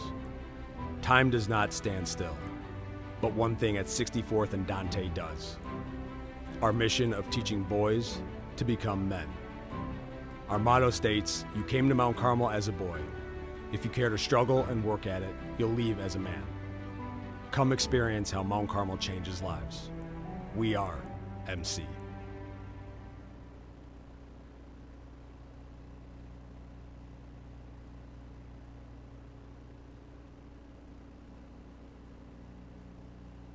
All right, here we go. Mullen back out there, just made the extra point. Let's see if he can do something a little special here with that kickoff. His last one did very well. Pinned him to the sideline, which is what you want to do in conditions like this. The rain has stopped, but it's still wet down there on the turf. Number 5 for the North Stars. Whoa, a little rugby action here. All right, pinned him inside the 10-yard line. That's an incredible job by our special teams unit. And there's 3 aspects of the game you got to win. Offense, defense, special teams. We're doing pretty well in all 3 right now. Yes, they are. Yeah, we can hear the coaching staff getting fired up here. Coach Haggerty, that's probably the happiest I've ever seen him. But quick correction on something we said earlier. We actually lost to St. Charles North 27-21. We did not beat them. That was in 2018. Big thanks to Mr. LeCount on checking what I say here, making sure I'm accurate. So, well, love to see it. Hopefully, we'll beat them for the first time tonight. Yeah. That's hopefully that's what we're looking to do right now. It's going our way so far, and our defense is going to prove it again. Second down coming up for the North Stars. They weren't able to get anything out of that play, and now concerns start coming up about how they're going to move the ball downfield because they did a great job. They did a great job the first time they had the ball. Since then, I think it's gone a little bit downhill of what else they have in their back pocket. Those were definitely design plays for their first offensive drive. Since then, I think they've got a couple more options, and the Caravan are picking up on what their tendencies are offensively. Plum throws downfield after the pump fake. It's just thrown a little too far. Great coverage by the young one there, number 2, Tavares Harrington, sophomore. He's been getting better, Matt. Definitely. You can totally see a huge difference since week 1 against Hun. Obviously, that's against some very good receivers, some very big guys, not nearly as many penalties. Actually, I can't remember last time he's had one, but just playing a really good second half of the season. If there was ever a time to come up and have an impact as a sophomore, it's certainly in a playoff game. Plum, one man in his backfield, going to drop back, though. He's in the end zone. Gets the pass out, and it is complete. Good, right past the 15-yard line. Number 5, Braden Harms, picks up another reception on the night. I think they thought they had a first down, but they did not. 4th and 1. Just got it. I mean, there's, a yard left here. 4th Yeah. and 1. We'll see what they have. All right. Here we go, Caravan. Timeout? Yeah, timeout. Yeah, okay. That's fair. I was expecting a pause there Yep. somewhere, so we'll send it back downfield, see what Timeout. Bryce has Timeout. to Mount say. Carmel. Timeout. Scholastic athletics are an extension of the educational process. Critical 4th down for the Caravan to try to stop this St. Charles North team. We'll see what they do here. They have to line up, be disciplined, and hopefully get this stop right here because they've been really locking down on what St. Charles has wanted to do in this game, and it's really impacted this game. And I hope that we can get this 4th down stop.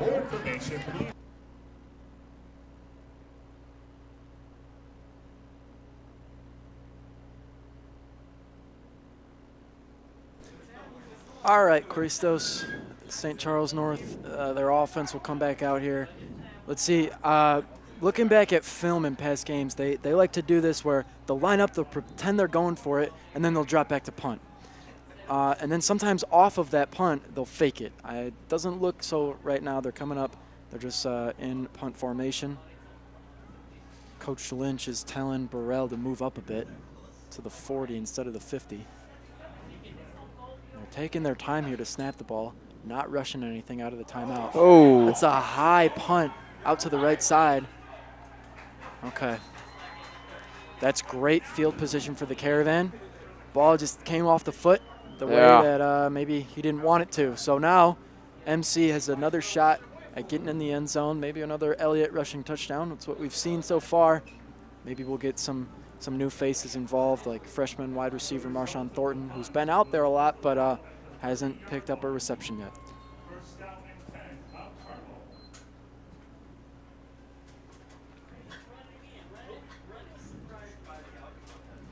All right, Elliott, he's got DT in his backfield. This is a position that we love to see, that twins right with Cozy in the slot. They're going to go that way. Pass downfield. Oh, incomplete. It was intended for Coz. Kind of went through the hands, but yeah, it might have been just a little too high. Yeah, he definitely went up and jumped for it. Great ball, though, considering the coverage the North Stars had. There was definitely a few guys out there waiting for Cozy. Yeah. Now we'll move back to 2nd and 10 at the 30-yard line. That punt will definitely come back to hurt St. Charles North. Even if the Caravan don't score here, that's still something you got to figure out as your special teams unit. Punting the ball, especially, they've done it a few times tonight, you got to get it down. Yeah. Well, the one punt was really good, Matt, the first one. But you're exactly right. Got to be consistent with it. Maybe a little pressure in the backfield or the wet conditions coming in as a factor here, but we could talk about that for a while. It's playoff football. You got to stay consistent, which is what the Caravan offense is looking to do right now. Madden Wilson breaks a tackle in the backfield, gets shoved out of bounds. He's having a day so far. Only his 3rd carry, yet it just seems he's had a profound impact so far in this game. Great block there by Marshawn Thornton. Got him an extra few yards there, but yeah, you're right, Matt. Look at that run down the left side. He loves that left side, doesn't he? Definitely. Yeah. He just tucks it high and in. Nobody's punching that ball out. 3 carries for 40 yards, his longest being 27 yards. Let's see. Are they going to run it again? Elliott takes a snap. Yes, they will. Up the middle. He's not going to get anything out of that one, though.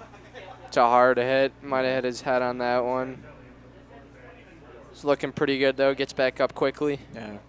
Right away. You want to see that ball at the 22-yard line. 4th and 4 coming up for MC. Time running out. There's 8.5 minutes left in the first half. If the Caravans score here, they'll expand their lead. That'll be 20 unanswered points. With the extra point, it'll be 21. However, right now, if they don't get that first down, there will be no chance to do that soon. What do you do, Matt? You keep running it here? I don't know. I mean, with 4 yards left on 4th down, of course they're going to try to get him to go off. But maybe a throw is the move. Yeah. We'll see. 6 seconds on the play clock, and looks like a St. Charles North timeout. He wasn't doing that. Timeout. He was doing it. Timeout. St. Charles. 2nd timeout.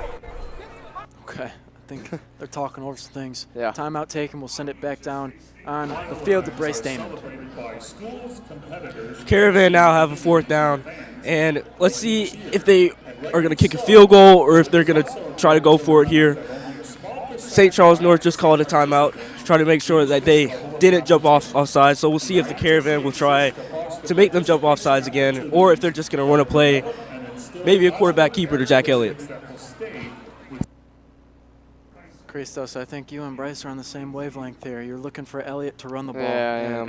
It's extremely possible, and we'll have to see, though. We've seen this on 4th down a lot of times where maybe the entire drive they've been running it or passing it, they'll come out and do the opposite. But with the Caravan offense, you never know. They've got too many tricks up their sleeve that in situations like this, they can pick any one of them, and most of them will be successful. Yeah, Matt, you're exactly right. I'm thinking back now to that 2022 team with Blaney Dowling. They were so good at lulling the defense to sleep with those runs, those passes out to the sideline, then boom, they get you with the 30-yarder right down the middle of the field. Gotcha. Now, might not happen right here, but you keep running it, it's just going to open up the rest of the offense. Yeah, I mean, there are guys, Gilliam and Furlong like that. AC, yeah. They'd come out of nowhere and have a 40-yard catch and after a couple of rushing attempts. This one looks like it's going to be a pass. Elliott rolls out left. There's a flag. Flag in the backfield. Could be, well, we'll wait and see. All right. St. Charles North has the ball there. Not sure why that body pack wasn't working. Sorry about that, folks. But flag on the play is will not help the Caravan, so that punt really fizzles out to nothing there. That was great field position for the Caravan, but taking advantage of it would have been even better. Ball on the 24-yard line, first and 10 coming up right now for Ethan Plum and his offense. Well, just pick up where they left off, Matt. Great defensive plays last time around. We'll see what we got here now. Designed run for Plum. We haven't seen a whole lot of that tonight. It's been a lot of passes, a lot of passing for St. Charles North tonight. Maybe they're trying to pull out with something different, right? Because you take an 8-0 lead, the other team fires back with 14 points, 2 touchdowns. You got to start scraping, using everything you've got in your back pocket. It doesn't even really matter if it's the second quarter. Staying in this game is what's most important. And there's another huge play by the Caravan defense there. Yeah. He didn't go anywhere on that one, Matt. Yeah.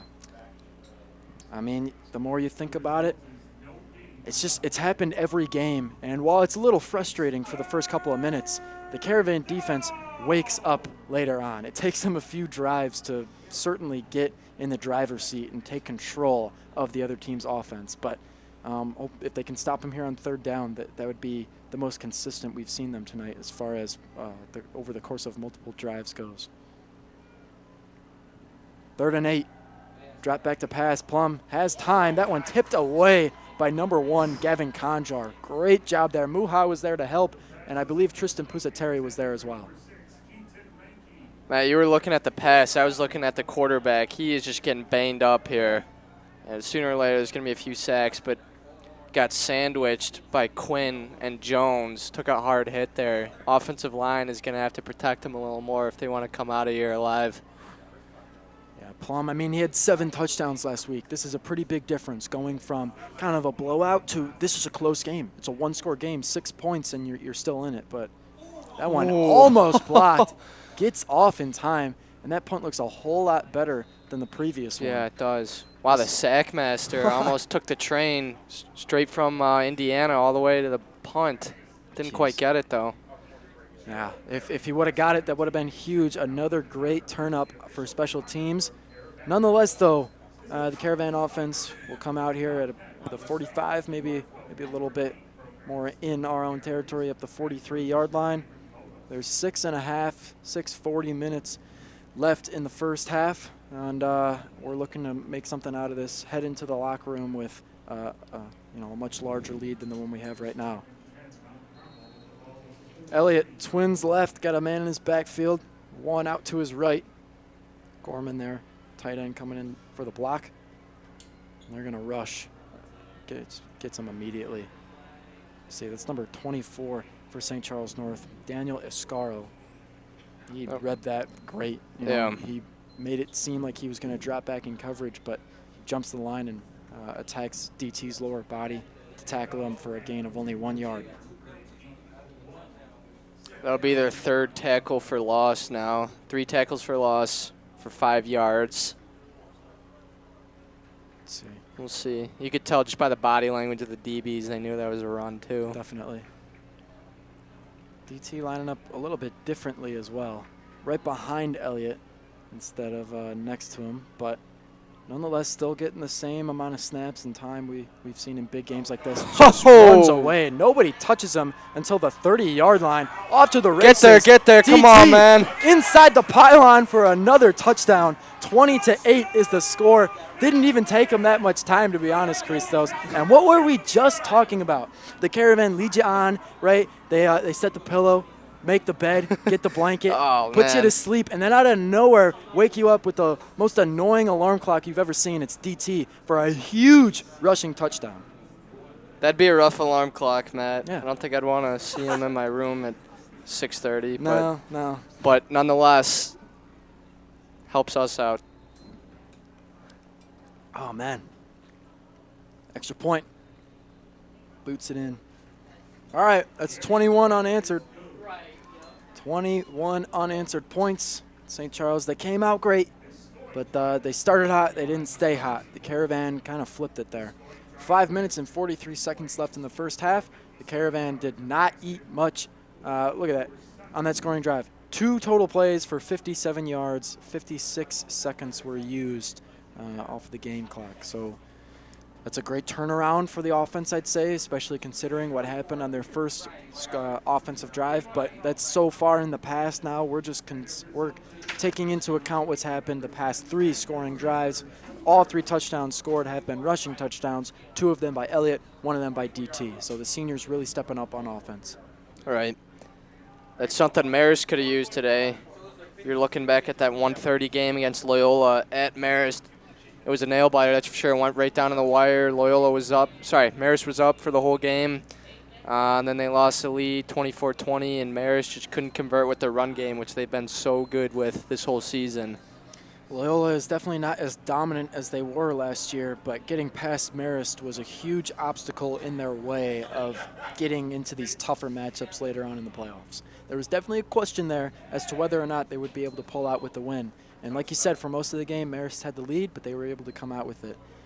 Talking about some other games that have happened today, that's A-Day, so it doesn't really concern MCL too much. Nonetheless, it's a great game, though. Right now,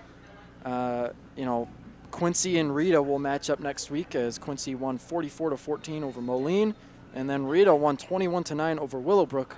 However, I will say Rita was leading 7-3 at the end of 3 quarters of play, so they kind of ran away with the game late there. They were down actually in the first quarter, 3-0. But yeah, interesting. That was a defensive game there. Yeah. We'll talk about some other games though. A lot of scores. We are in the later slate. The latest that you can kick off for a playoff game in the IHSA is 7 o'clock on the Saturday of that weekend. Okay. The earliest you can play is Friday outside of school hours. So take that as you will. Most teams play 6 or 7 o'clock. Yeah. But this game, of course, is Saturday. There were a couple of other teams that played as late as us, but we have a ton of scores here ready, and we already know who we're playing. We mentioned it earlier, but the winner of this game moves on to play Normal Community, the 6th seed who beat Mount Prospect 52-49. A huge offensive, just both teams juggernauts on the offensive side of the ball. But, Normal was able to pull out with the win and avoid the upset against Mount Prospect. Well, there you have it. Thinking about that game. St. Charles North, right? That quarterback is running it a lot recently. Get to him. There you go. That's the first sack of the game. Joey Quinn slams him down. Talk about running. Didn't even have time to do that there. Joey Quinn dealt with an injury this season. Come back. He's had a great game so far. It's only a matter of time, Matt. They were getting to him right after the pass the whole first quarter. Yeah. Now they get the first sack. I want to see that defensive pressure on the line keep up through this game. That's going to be a key that, we haven't had as much pressure, I think, in this year compared to years prior. No, yeah. And that plays a huge factor in how well the other offense can perform. Twin and Jones on the edges there. He's going to have to move because of the pressure, gets tripped up, is able to get the ball out of his hands. Good play. Yeah, a great athletic play, but that pass is incomplete. Yeah, I think it's intended for number 6, I believe. That's Keaton Ranke. Yeah, Ranke. He probably should have caught that one, Matt. Yeah, and you know what, though? He is by far the best receiver on this team. He had 3 touchdowns last week against Rolling Meadows. He's got the same build as the quarterback. They both stand at 6'3", 200 pounds. Plum immediately moves out of the pocket. Who's that to take him down right away? Christos, we've been talking about him a lot. That's number 32 for Mount Carmel, Roman Iguabike. Yep. The Gladiator coming out very strong. So that's 2 sacks that we've had in the last 4 plays now. Love to see it. Iguabike had 72 tackles coming into the game, trying to follow Muha in the tackle battle. We'll see if he gets there. Him and Muha have been applying pressure a lot this season. Roman is pretty young too, sophomore. That punt is up in a way. That one is by Plum though, so a little change in difference. It was 4th and 18. You can't blame him for kicking this one away. There's going to be a little over 3 minutes to go here. The Caravan will try to put some more points on the board. Why not?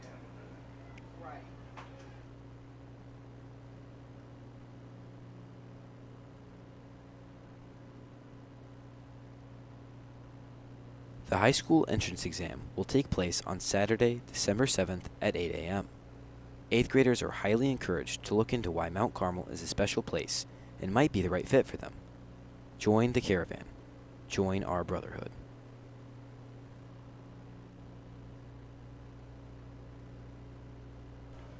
All right, here we go. Elliott back out there. We've seen a lot of him this second quarter compared to the first. Over 3 minutes. Let's see if he can lead another scoring drive. Twins left this time. They're on the right hash. Drops back. Oh, he wants it, Matt. He wants it, and he's got it. It up inside the 15-yard line. He's brought out of bounds, but what a play by the freshman wide receiver. Matt, that's something we saw a few weeks ago. Then Thornton had a quiet game the last few weeks, and now he's back at it with those long drives. It's a great grab, great pickup by the freshman. They're going to run a hurry-up offense. It's exactly what you're expected to see after a big play like that. Elliott looking for a pass, rolls out right, the middle of the end zone. He picks it up. Touchdown for the young guy. You love to see it. We've seen a ton of underclassmen get involved tonight, but to have a freshman wide receiver score a touchdown in a playoff game that has been close for the most part throughout the night, that's incredible to see. 27-8 with the extra point coming up. That'll be 28 unanswered points tonight. We'll have to see, though. Great job there by Marshawn Thornton. 28 unanswered points potentially here. But, yeah, that's great, Matt. Just looking from that very first drive of the play to now, the progression, the changes from the coaching staff. That's how you play Mount Carmel football. There we go. Come on, man. I mean, there's nothing else like this team. Nobody has seniors getting ready, getting geared up for the SEC and Big Ten, along with freshmen just getting started. It's hard to find that, I feel like. And the reason we have that dynamic here at Carmel, along with the coaching staff, obviously, the way they handle these situations, especially being down 8-0 in a playoff game against a team you definitely should beat. You come back, you score 28, you love to see it. Yeah. It took them 16 seconds there to put the ball in the end zone. All thanks to Marshawn Thornton. You see him on the bench there taking a break. He deserves it. That freshman's got 17 receptions for 312 yards on the season. He's got 70 yards tonight. Should say this quarter, I think. All three of them this quarter. Yeah. Awesome.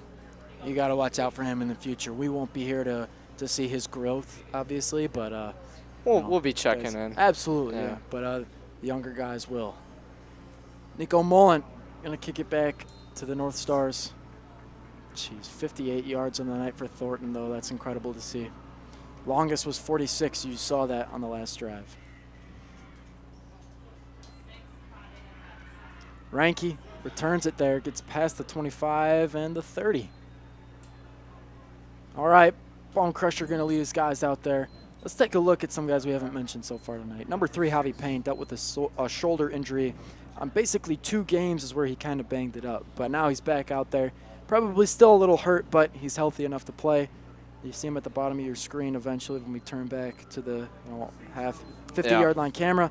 Xander Gorman, we've seen a lot of him tonight. Muha, Igwabike, Joey Quinn, the Bone Crusher sitting there at nose guard. His real name is Caleb Tucker. I'd be surprised to see how many people don't know his actual name, Christos. There's a lot of guys that just know him by Bone. Oh, yeah. Look at that. He gets in on that one. Joey Quinn, he was looking like Javi Baez on that bear hug in that playoff game a few years ago. You remember that play, Matt? I do remember that play, yeah. Give him a little bear hug and just slams him down. Joey Quinn's having a day, and it's got to be the matchup. He comes back from an injury. You can put anybody up against this guy right now, double team him. He's breaking through the line, staying aggressive. And I think what's most important about that is when he goes to the sideline, he doesn't lose focus. He's back out here. Let's see if he can make another play. 2nd and 11. Plum will keep it. Turn back the other way. That's Quinn and just about every other defender and then on that one. Something I wanted to mention, too, on the kickoff tackle there was number 35, Nathan Samuels. So a sophomore that got brought up, recording his first varsity statistic. Love to see it. Nate's older brother is a senior, plays basketball at Chi Prep, but he's my teammate for club basketball. Great family, but Nate's been working hard. It'll be interesting to see what he can do for the Caravan next year. There's been so many guys that have been pulled up, like Marshawn Thornton, right? Nate, like you just mentioned, Nate Samuels, and we'll roll out left here. Incomplete. But yeah, these young guys, these freshmen, these sophomores, they're making an impact. I do want to mention, though, the dynamic of our defense is pretty insane. We just went from Bone Crusher. He is 6'4", 330 pounds, defensive lineman as a freshman, to Damon Banks, the senior, 6 foot nothing, 215 pounds. That's huge. Yeah, it is. 6 flat, 215. That's an insane jump. I mean, I don't even know how to describe it. He's going to stay out there. Still a very aggressive guy. Didn't play last year because of a knee injury. We're just talking about him. Applies pressure on Plum. We'll get it, Javi. Payne. Oh, there you go.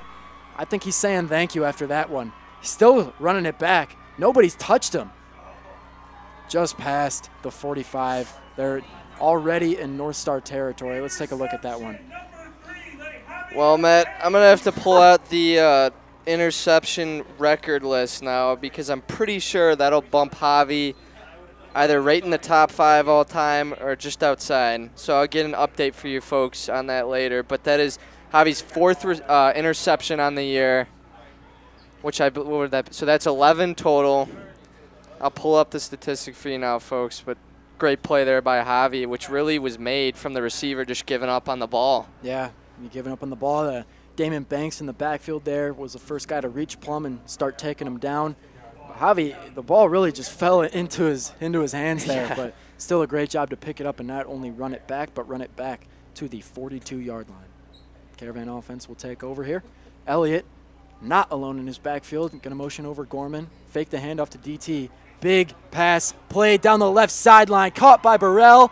Is he in? They're questioning it. I think he got it, though. Yep. Let's see. Oh, no, he didn't. No, just short.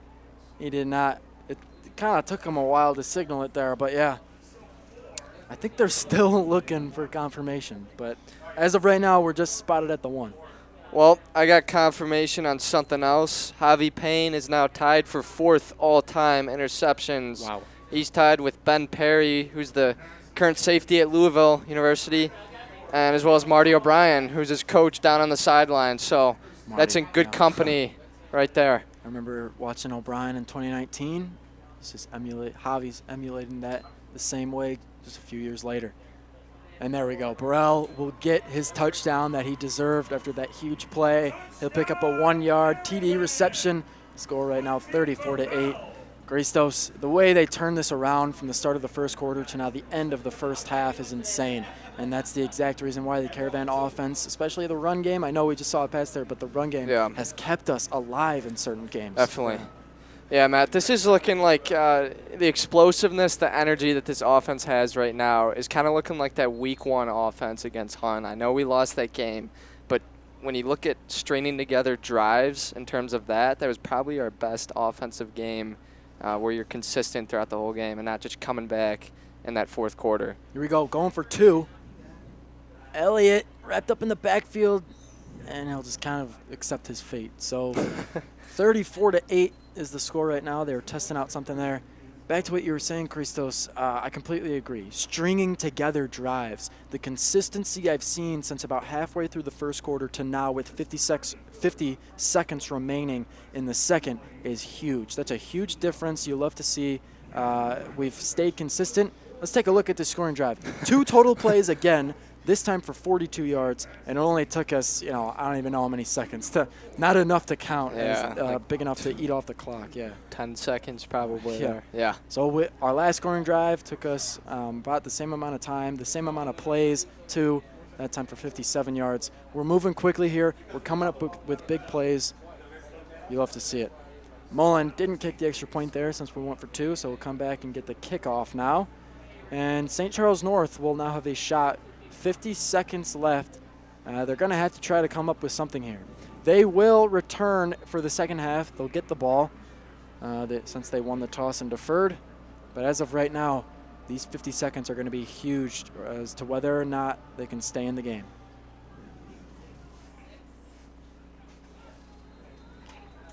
Out of bounds there. Little push and shove after the play. You like to see it, though. They're staying aggressive. They're staying physical. Just want to bring up, too, talking about records, Matt Muha is kind of working his way up the tackles records. I believe he might be slipping in the top 10 all-time tackles now after this game. Definitely. Okay. So heading into this game, he had 82. Yep, and they had 92 last season. At this point last season, he had 75. So that's growth. That's improvement. Definitely a significant change. And SCN will not take those 50 seconds to try and do something. But, you're down 34-8. I understand it. Just take it into halftime, talk things over, and come back at this game with a different angle. Definitely considering over the past 2 drives for them, they've either punted it, turned it over with that interception. So they won't take advantage of that time left in the first half. They'll run it out. When we come back, folks, it'll be 34-8, Mount Carmel. As of right now, we'll send it down to the field to both Bryce and Bishop Damon, and we'll take a little break here at Barter Dowling.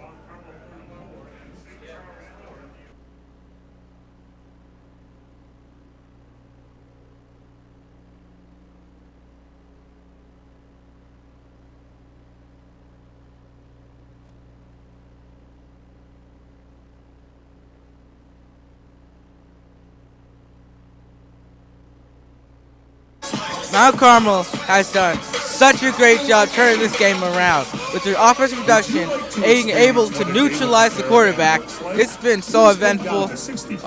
Bryce, what's been going on in Mount Carmel's head this entire night?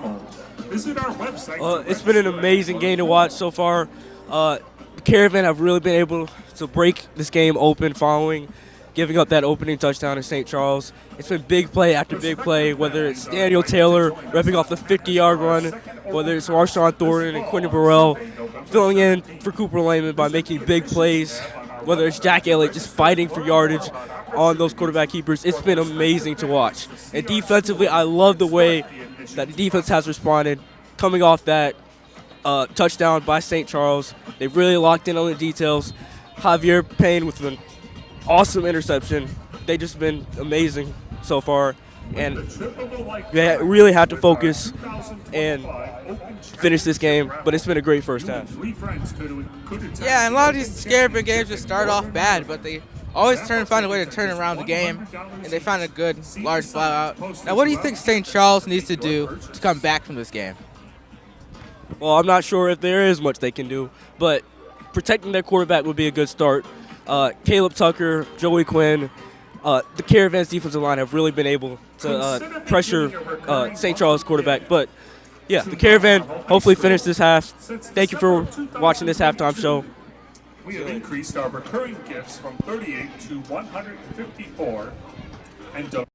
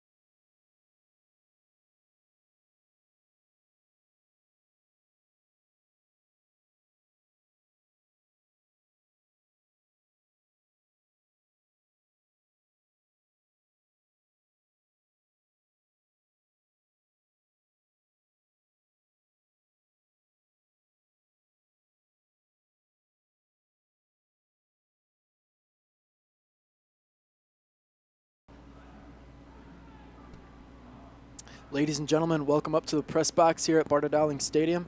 It's Matt Malloy and Christos Demas. Score right now 34-8. Caravan just completely ran away with it after being down 8-0. St. Charles North opened up the game with a whole lot of momentum. It was a battle, like we said, in the weather conditions. Christos, overall though, if the Caravan can just continue this momentum they've had, more so in the second quarter than the first, I think we'll come out of here with a win at our home field. Yeah. Yeah, exactly, Matt. I think this is the best first half I've seen from the Caravan all year long, defensively and offensively. We talked about some record-breaking moments, too. Oh, yeah. Javi Payne is now tied for 4th all-time in interceptions. Matt Muha's creeping top 10 all-time for tackles. Love to see it from them, too. Yeah, and I think the biggest kind of, momentum changer was having these young guys come up and show out for the Caravan. Marshawn Thornton, obviously, 2 catches on the night, one of them being for a touchdown pass. Right. That's incredible. You'll have to see it. And then on defense as well, we're having, of course, freshman Caleb, the Bone Crusher Tucker, come out at nose guard doing his thing. But he's been starting all year. So we're starting to see these young guys get more involved while the seniors are still keeping their leadership roles. Yeah. All right, well, That's all I got. We'll send it back down to the field in just a moment for the kickoff for the second half. But right now, the Caravan have a hefty lead over the North Stars from St. Charles North.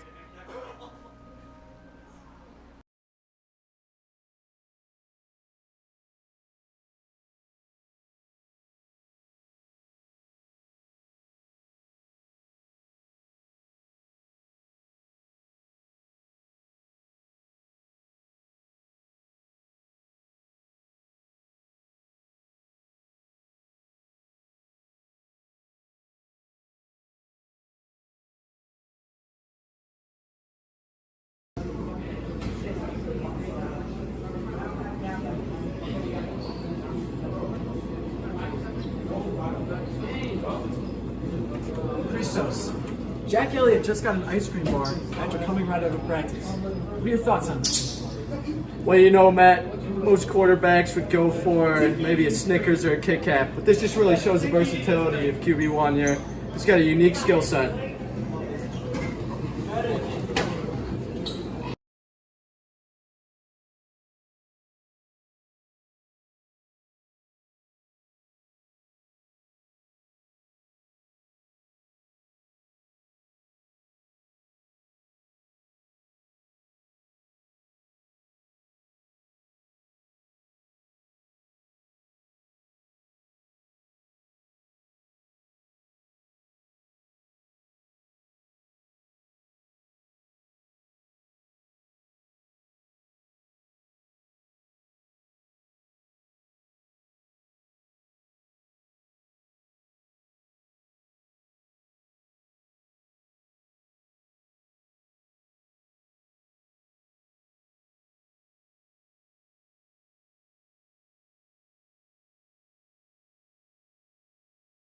Consider beginning a recurring monthly gift to Mount Carmel High School. Since December of 2022, we have increased our recurring gifts from 38 to 154, and donations from $30,000 to $117,000 annually.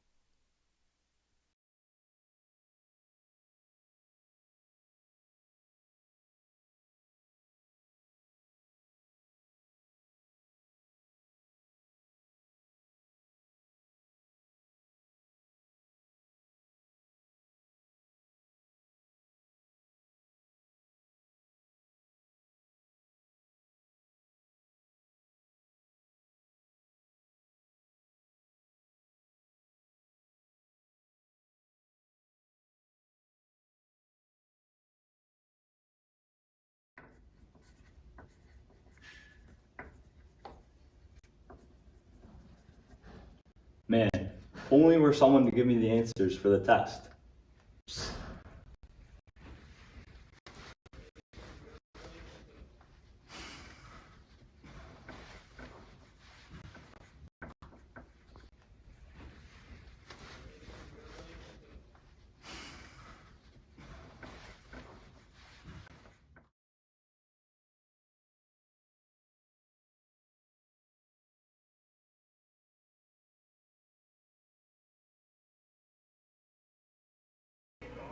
All right, we're back.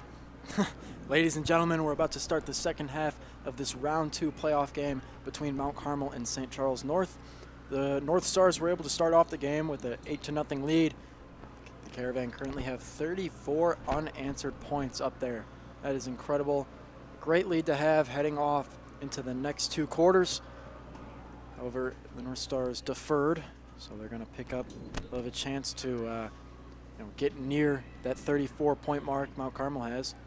Going to start off with a pretty decent return past the 10, but not the 15. No. Once again, you see Nate Samuels, though, getting in on the action. That sophomore that's brought up, making his presence known early. Man, I'd just like to take this time, though, to congratulate a true man at Carmel, Mr. John Dramasino. Just got married today, so congratulations to that. And he's spending his honeymoon here at Barter Stadium, rushed on over from the church to watch football game. So congratulations to Mr. Dramasino. His son was class of 2010. Big supporter of Mount Carmel football. Yeah, congratulations on that. And you know what? I couldn't think of any better way to spend your honeymoon, man. Most people jet ski in Hawaii. Some guys come watch a playoff game at Barter Dowling. That's a great design run by Plum there, though. Gets upfield. And you know what? That's what we saw on their opening scoring drive when they picked up those 8 points. They ran it down. They kept on passing it, came up with huge play after huge play. I don't know, Christos. Maybe we'll see that again here on this drive. Plum drops back for a pass, airs it out left. There's nobody there. A little miscommunication on the route. Again, though, that was intended for Ranke. And Ranke is by far the receiver they need to utilize most. The Caravan are going to put their best DBs on him. Yeah, you know, Plum has been a little sneaky with some of these runs here. He's not the quickest guy, but you mentioned he's 6'3", 200. He's got a big frame. He's got that sneaky athleticism where he kind of gets by some of these tackles. Yeah, I mean, getting by is exactly what he's doing. Doesn't get by right there, though, Matt. You're right. Well, he stopped in his tracks, so now 3rd and 10 will come up. But they're going to keep relying on this run game, and if they can get a first down here, I wouldn't be surprised if they keep eating at the clock by either handing it off or Plum just run it up the middle. Braden Jones on the season, he has 38 tackles, just picked up another one there.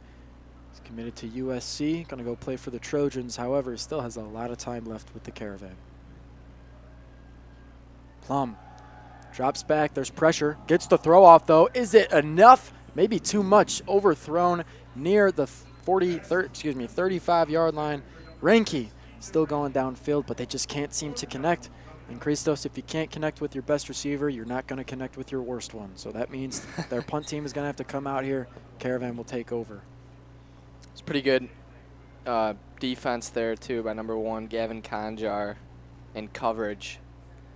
Like, you know, I think we've been bringing up his name a lot recently. I know he was a key player of the game. His older brother played here, was a really vital role, that 2019 state team. But he's been a junior that's really stepped up, and I think he'll have a huge season next year as a senior. Definitely. As a junior, though, still getting his reps. And like you said, his name keeps on coming up. Good bounce. Wow. I think they'll be spotted right near the 50. Right at the 50, yeah. I believe. But, yeah. 10.5 minutes left in the third, and Caravan already have great field position. That's a great way for your defense to come out of the locker room where they were all warm and comfortable. Now they're back out in the cold, and this wet turf still coming up with big plays that'll impact how the offense now plays because they have more time to score. Yeah, right. They finished off the first half with some big passing plays, but now I think they're going to go back to that run game and start getting into it again. Like you said, chew some clock. They got a pretty comfortable lead.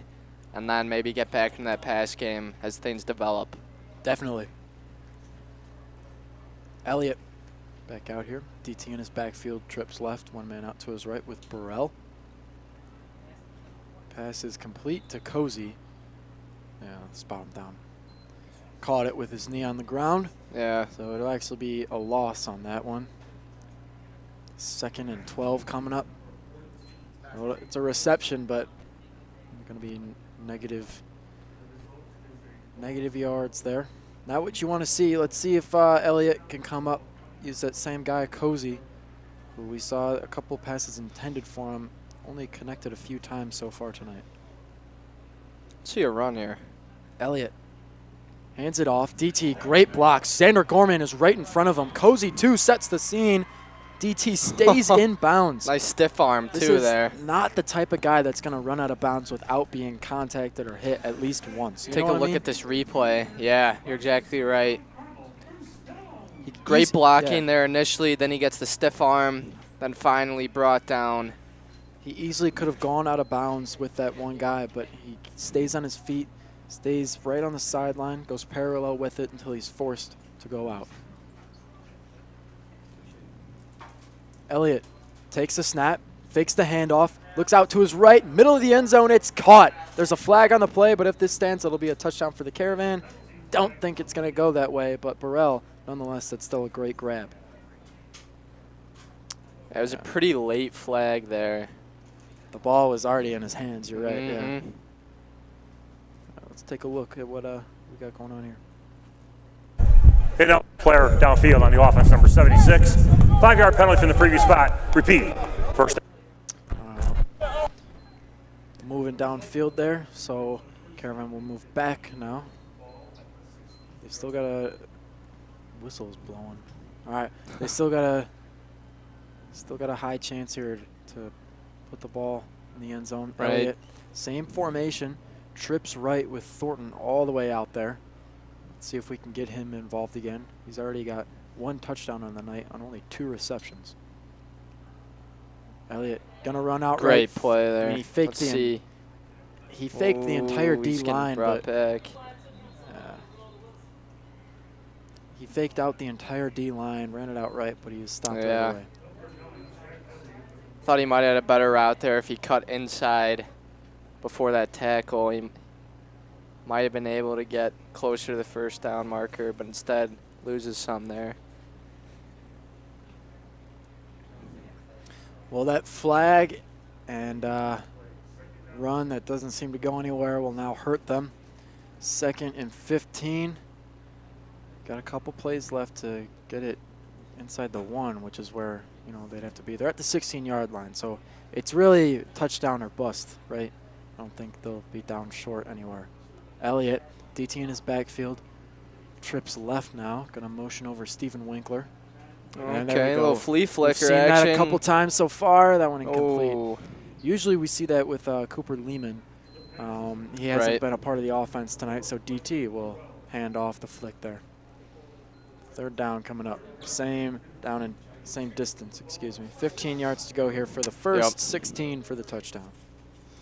So the Caravan are 1 for 5 tonight on 3rd, but they are 4 for 4 in the red zone. We'll see which of those probabilities will weigh out the other on this play here.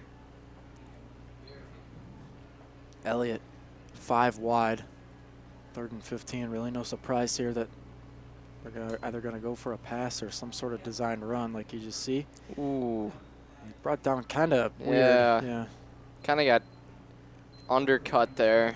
Does a little flip, but Now gets it's- back on his feet all right. It's now 4th and 10 here, Matt. I've only seen 1 field goal a season. That was week 1 against Hun, when they definitely needed some points. Yeah. They don't need. They're gonna go for it here. Elliott, Wilson this time, right behind him. Burrell out to his right. Usually out of this formation, we see Elliott look right first. That's the first look he wants. Nope, this time he'll looks go left. And there we And it go, pays caught off. in the end zone. 4th and 10 at the 10-yard line, 11-yard line. They come up with 6 points. They're going to break the 40-point mark, and they've only done that a few times this season. So 40-8 is the score right now, just under 8 minutes to go in the 3rd quarter. Great catch there by Jake Cozy. That's his first touchdown of the year. 2nd career touchdown. He had 1 against Rice last year. He has 1 tonight. With all these big receivers coming in from the younger guys, his role has been a little less than you would think, but he's been playing great tonight. Got that touchdown, gets on the board. Caravan keep rolling. Here we go. Talk about rolling. We're going to go for 2 points here instead of the extra. I think they're just testing this out. Nothing against Mullen, seeing as he's made every extra point this evening. Feels a little weird, though. It's not even 6:45, and this game is kind of deep in the second half. Okay, so after that false start against the Caravan, Mullen will come out for the extra point. Okay. That was just the wind. All right. Mullen now going for the 1. This is just unanswered points. You talk about it. He makes it 41. 41 unanswered points today.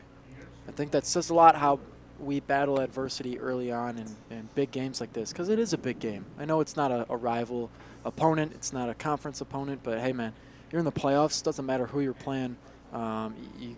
It's a big game overall, because if you lose, you go home. So look at what we've got here. Burrell and Cozy hanging out. Yeah, they're just sitting back, looking like a bunch of baseball players in the dugout, having a good time. Yeah, man. Why not? See Thornton as well. Thornton getting ready for basketball, which will start on Monday. He actually came here for basketball, Matt.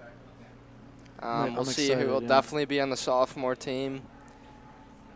And be interesting to see how his season plays out there. You imagine you go to a school for basketball and get on the football team as a freshman, you're scoring touchdowns in playoff games? Yeah, I right. don't know, man. Well, that's how Asher was recruited. Asher Tomaszewski was playing at Kansas State. Coach Seagroves came out to him, saw him play basketball, really wanted him and all that. Then he comes to Carmel, realizes he's actually a football player too, and he's better at it. And Coach Lynch is like, thank you. It worked out pretty well. Ended up playing basketball his senior season as well. Had a few hits out there on the court. Big guy, Asher, playing at K-State. Love to see it. All right, 41-8. Still under 8 minutes to go in the third, though. St. Charles North, if they can score here, then I'd say they're definitely still in it. You can never count someone out this early on in the second half. The night is still young, but Definitely. these Caravan offensive players, they're taking this game to heart. Everybody's done their role tonight. That's exactly what you want to see. Yeah. Let's shout out the D-line. I know the O-line just did a great job, but you're going to see a lot of different characters at that nose guard position. We've already talked about Damon Banks and Caleb the Bone Crusher Tucker, but now number 73 will come out here for this drive, Jeremy Harris. He's kind of the third guy on this rotation. There's a couple of other nose guards we have and D-linemen that'll take a step in there, but these are the top 3 that get the most playing time at that spot.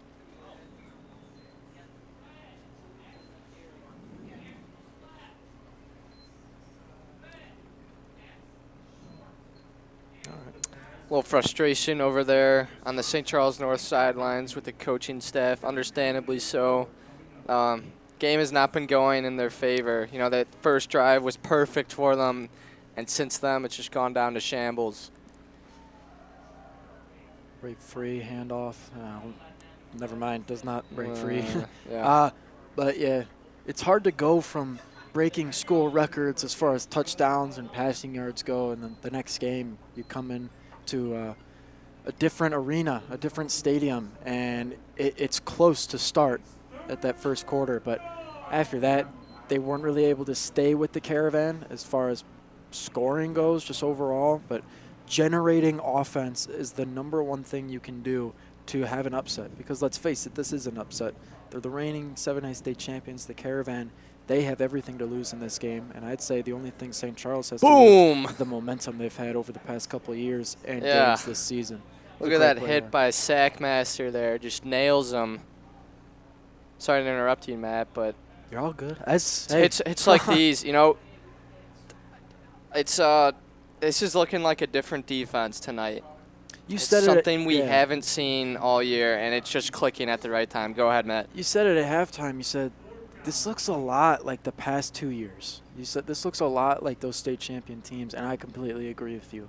More so offense, but defense as well. Our defense would go out there in 2022, 2023, and they had a plan. Everybody played into this machine, we like to call it, you know. Burrell will receive the punt. There's a flag on the play already. But these guys look very much in tune. Nobody is nobody's out of it. Yeah.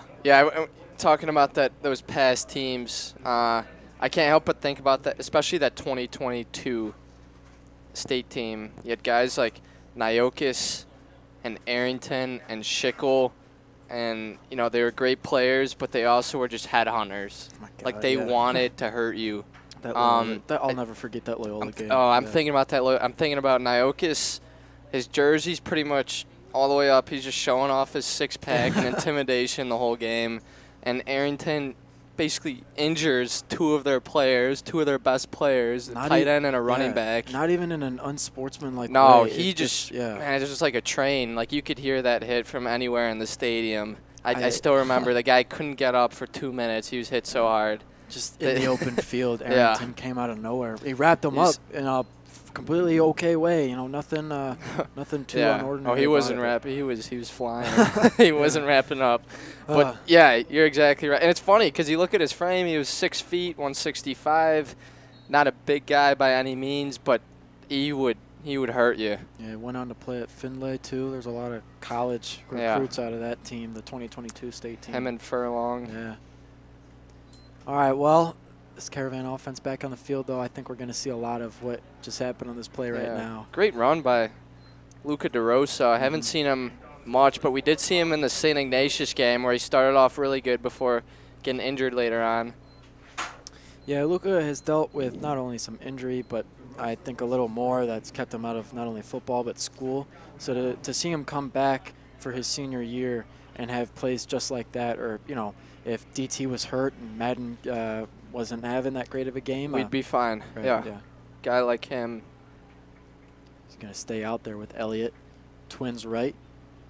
Another handoff to Rosa. Picks up even I got faked out. It was a good fake. That's for sure. Didn't get too much out of it, though.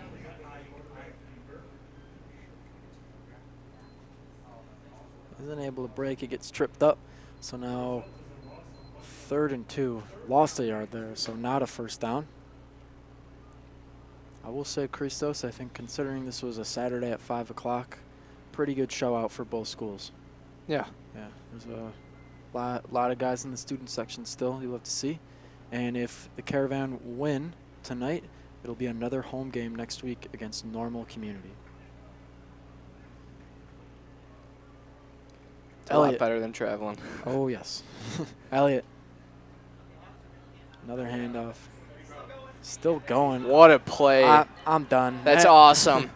Madden he's going to be good next year, I'll say DT being a year older than Madden, I'd love to see this guy play his senior season. I can't wait to see him play his senior season. When he's the one getting the majority of snaps and he's the one starting, he's going to be a great player. Man, that cut was beautiful there. I'll say that. Definitely. All right. First timeout of the second half, so we'll send it downfield to Bryce Damon.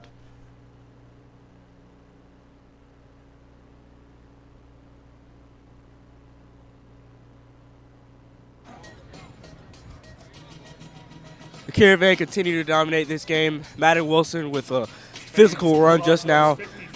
Let's hope the Caravan continue this momentum, continue to really dominate this game. I can't really say anything bad about this performance so far. Well, he said it perfectly there, Matt. Nothing bad about this performance. I could totally agree about that one. Matt, I'd like to take this time, too. We've been talking a lot about some previous players. We got basketball starting up on Monday. But a couple of our alum that are doing really well right now. Got to talk about sophomore DeAndre Craig. If you haven't seen him play, turn on the TV. Watch University of Denver play. He's their best player this year. He just had 15 points the other night. Their leading point guard. And then Angelo Cervino, the freshman at Northwestern. He was getting some good minutes in their season opener. They played tonight against Dayton. But he had 7 points. He had a dunk. And then you look at guys like Lee Marks playing at the D2 level at St. Cloud State, Christian Uremovich at Haverford. List goes on for basketball. I can't wait to talk about those guys when our season gets fired up. You know what I mean? Nate Samuels, the sophomore. Oh, yeah. He's in. Spot him in the end zone. Another 6 points. This one by yet another underclassman, Christos. Gets pulled up to varsity, and he's making a name for himself already early on in his high school football career. Man, Nate's my guy. I've been talking about him all night. I've been looking for him. It was up in the air whether he was going to be on varsity at the start of the season. He's up there now, though, and he makes his presence known right away. Gets a couple tackles, gets his first career varsity touchdown. I just can't wait to see what happens next year with him. I feel like I'm saying that about a lot of guys, but this is a guy I've had my eye on for a while. Look at this depth chart. Our starter, Daniel Taylor, definitely by far the best guy we've got. But then after that, if DT was to go down or, not play for any reason, the list goes on of the amount of guys we have and the talent behind DT that could definitely fill his shoes and have a great game. Madden Wilson is there as the junior, and then Nate Samuels as the sophomore. I love that kind of line of command. Oh, yeah. You know what I mean? Yeah. I just want to say something, too. We're up here in the press box. We're right next to the coach's box. A lot of shouts of joy tonight. You can hear it all night, and I think it's very symbolic of how they played.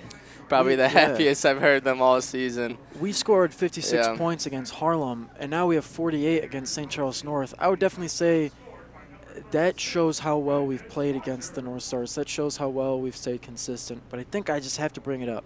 St. Charles North lost to Batavia 45-21. Right now, we have a 48-8 lead over these guys. Batavia is 100% a team we can meet in the state championship if that does happen, if we win tonight, win next week, carry on. I think this shows we have a lot of promise for us in 7A, and we definitely have a shot at moving forward and beating a lot of teams that stand in our way of winning another state championship. But like you said, Christos, you got to just worry about the game at hand, worry about what's going on tonight. But big picture-wise, I think this makes me very confident and hopeful. Nico Mullen back out there. That's another kickoff for him. The North Stars will get the ball back.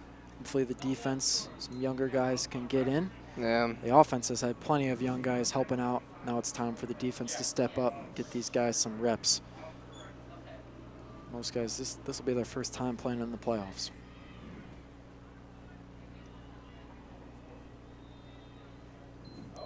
First time playing in the playoffs and just in varsity in general. Right. Yeah.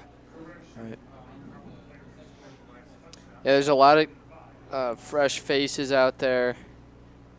Seen some guys getting some tick here. See Jimmy Layden out there. Jaden Tate, Corey Calvillo. Some of the hardest workers in the weight room and in the practice field.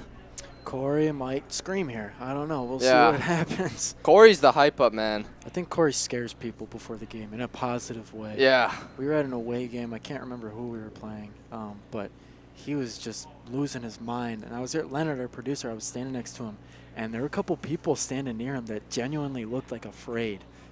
Their eyes went wide. They took us through a few steps back, and Corey went on to have a great game, but let's see if he can come out here. Jimmy Layden, obviously, another name you threw in there, Christos. He's a senior, getting a couple reps here at DB. We'll keep you updated. Garrett Mann in there at linebacker. Oh, yeah. He'll definitely take that place next year, I think. And here we go. Plum using his legs. It's got to be his biggest attribute tonight. I'd say last week, obviously, with those 7 touchdowns, it was his arm. But, hey, right. You do what you can week by week. You get in the film room, and you know how to attack a defense. Yeah. So, yep. Plum only has 62 passing yards tonight. 62. That's, it's not going to get the job done, and that's definitely shown not only on the scoreboard but on the field as well. All right. They get past the 50, though. They're moving downfield here. Good play there by Derek Murray. We're going to have Landon Carter come out here for the D-line. Like you said, Derek Murray. Yeah. Doing a great job at nose tackle. The list kind of goes on for these D linemen. I think we have so much depth here. If there's another guy out there. They're all sophomores. Yeah, it's crazy to think about. Pump fake, not going to get it off. This time he will. Pass is complete. There's a new guy. We haven't seen him tonight. Number 15 from St. Charles North. Anul Mondesur. He's a wide receiver and DB. 6'3", 190. He's only a junior, so we haven't seen him a lot tonight. But honestly, Christos, I think looking back at what we've seen so far, it's about to be the fourth quarter. St. Charles could have been in this game if they used Ranke a little bit more. So, ineligible man downfield. Offense number 77. 5 yards from the previous spot. Repeat. Second down. All right, keep going, Matt. Yeah. But yeah, I think if SCN would have used their best receiver, number 6, Keaton Reinke, I think they could still be in this game. However, there was a lot of passes that went his way, just didn't get in his hands in time or at all. Carmel struggled a little bit at the start of the game as well. They were able to make those changes. SCN still has time to do so. Big hit there. That's awesome. Look at that. Gabe Spencer pops the ball out. Spencer's seen a little bit of playing time coming in second halves. Even when it's a close game, he's definitely a guy that has proven himself during practice, during the offseason, as a good junior. Yeah, Vince Cronin will come off of the D-line, and now number 88, Michael Pinelli, will come in. There's a hole. That one just bobbled. I think drops are really getting to him, but there's a fine line between, hey, we've dropped a couple, and this is a serious problem. And you know what? Blame it on the weather. Blame it on the stadium atmosphere. I don't know, but they've dropped more than 1 or 2 passes tonight. Yeah. Yeah, he's in his head. He starts slamming the ground after that one. You know you're getting to him. Well, switch out here, the offense for the punt unit. And number 13, Alan McCoy, senior, will go back to return it. JB8 out there as well, another senior. There'll be a whole lot of new faces here. Another big punt. Spot him inside the 15, not bad. Man, that's got some air on it. Yeah, one of their better punts tonight for sure. All right, time will run out quickly. I don't think they'll get a playoff in this third quarter. We'll probably just flip it on over to the fourth. Yep, Coach Brody down there directing them the other way. So when we come back to the fourth quarter, it'll be 48-8 Mount Carmel. Right now we're going to send it down to the field where Bishop Damon is waiting to give us a review of what's happened so far in this great game.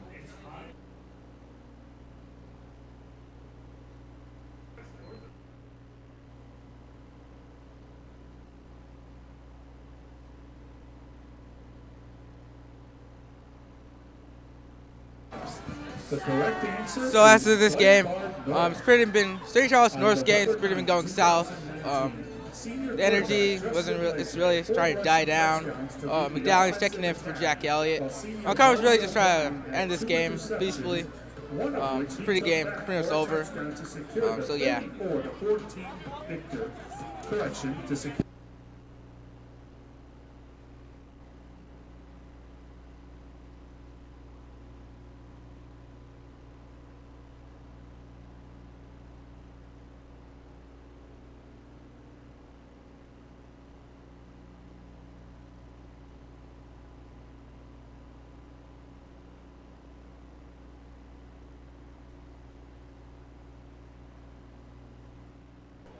All right, Elliott, his job is done. I mean, hey, he put 48 points on the board. So number 7, Emmett Dowling, playing in a stadium in which his uncle was named after.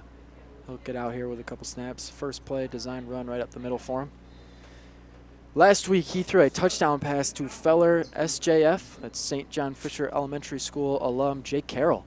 So Falcon to Falcon, they're still fighting out there, and both younger guys, both juniors. So it was great to see that connection, especially at Harlem. Right after a long bus ride, they were both able to get out there, get some minutes, get some reps, and a little bit more. Touchdown pass and the touchdown reception for him. Let's see if Dowling can do it again. First pass of the night is complete to senior receiver Alan McCoy. He's hit right away, but it's going to take him a while to bring him down. That's straight from Coach Joe in the weight room. That lower body strength kept them going for about 5 more yards. Pass, thread the needle a little bit. He just stayed on his feet. Great play there. All right, moving on. Still Dowling, tight end Marty Mann out there to the right. And some other guys out there as well. McCoy, guy just caught it on the strong side. Fake the handoff. Dowling will keep it himself. Great Gets play. the first down. looking like his brother Blaney, but he's making a name for himself, man. Blaney, the way it went was he got 2 seasons to start his junior and senior season. Dowling will only have 1, so he's still making his junior season worth it, though. He's making it count this year. Anytime he's pretty much done a great job. Besides a few plays, I'd say, where a fumble or 2, but besides that, the pass game is strong for this guy.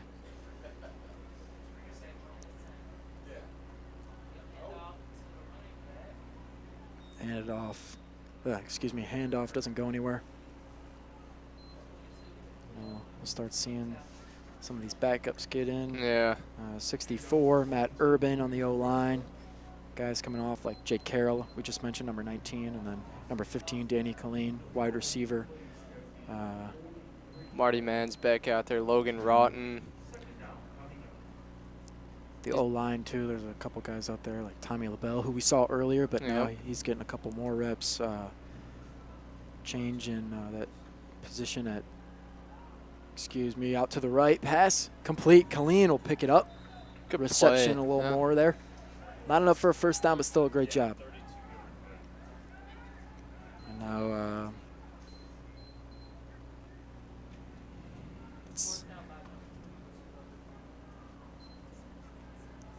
some softs in on there now. Yeah, number 63 for the Caravan will get in there.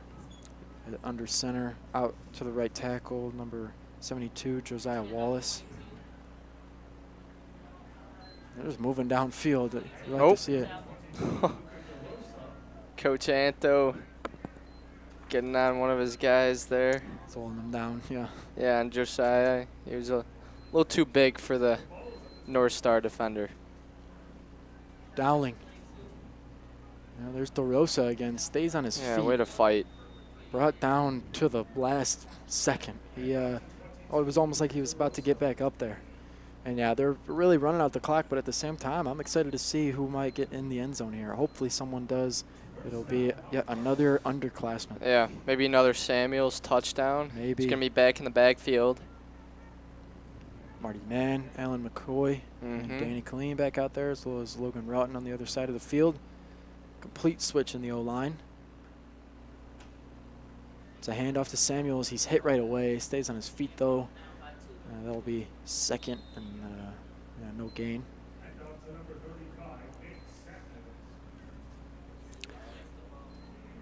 Yeah, it'll bring up about a third. Oh, sorry. Yeah, 2nd and 9, so a gain of 1 yard.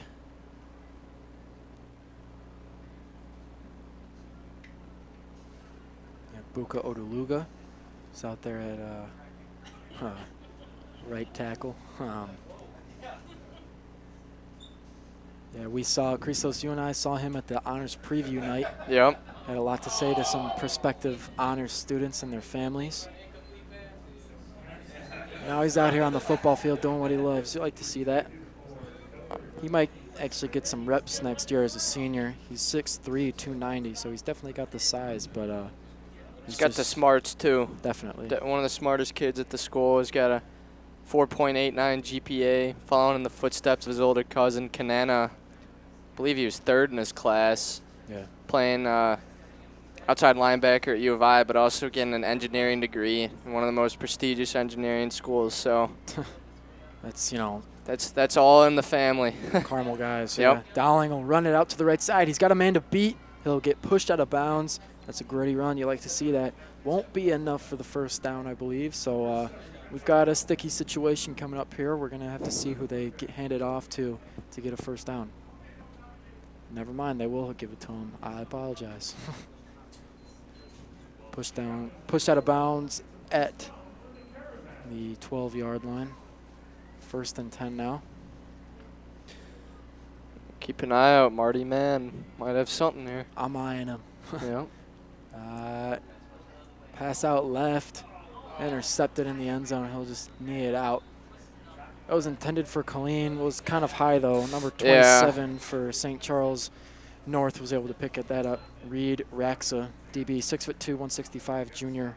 So I think they're not really celebrating it, though. This game is kind of out of reach for SCN. You never know, though. They have 2 timeouts. Maybe they can still make something of it here with the final 6 minutes of the game.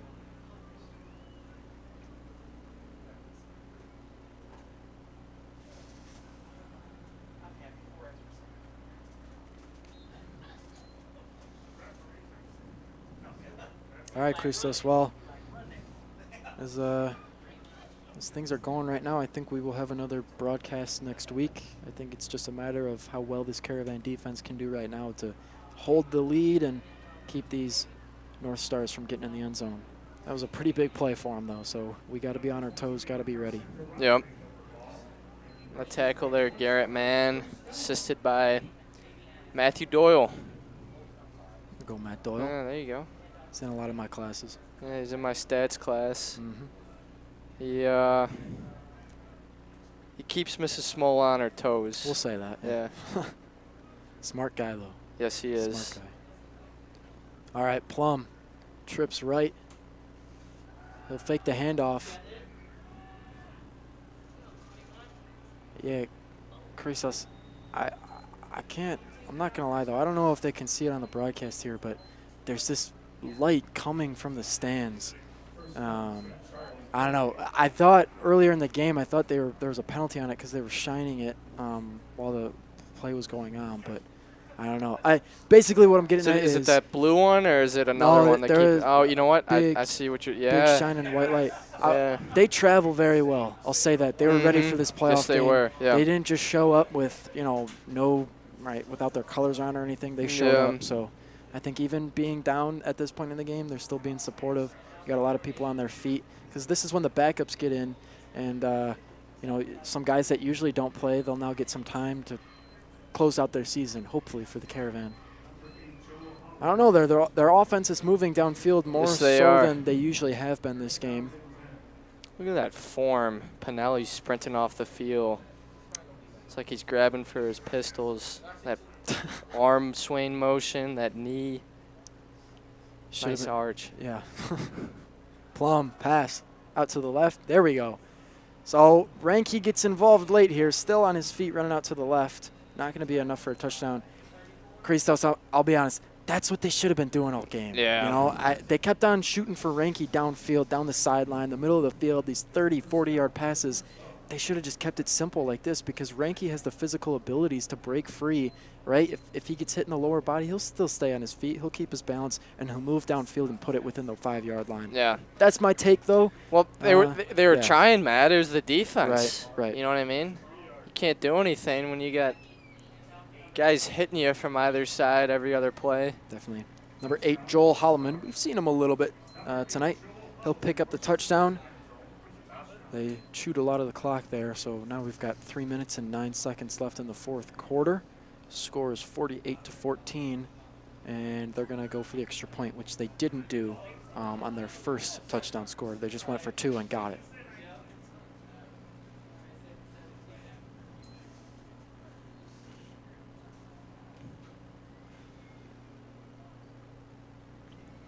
All right, number 77, Lucas Tenbrock, listed as an offensive lineman and a kicker.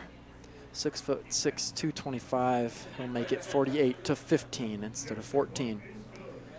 When we come back, we've got kickoff coming up. These backups for the Caravan will get some more playing time and hopefully maybe another score or some yards down the field. We'll have to see though.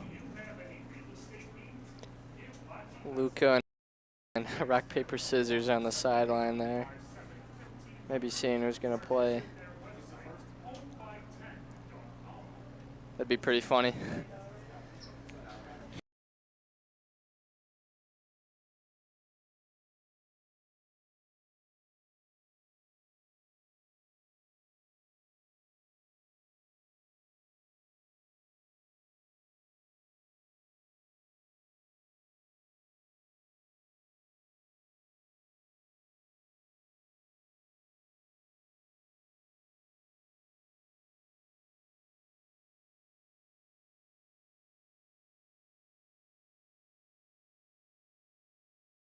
All right.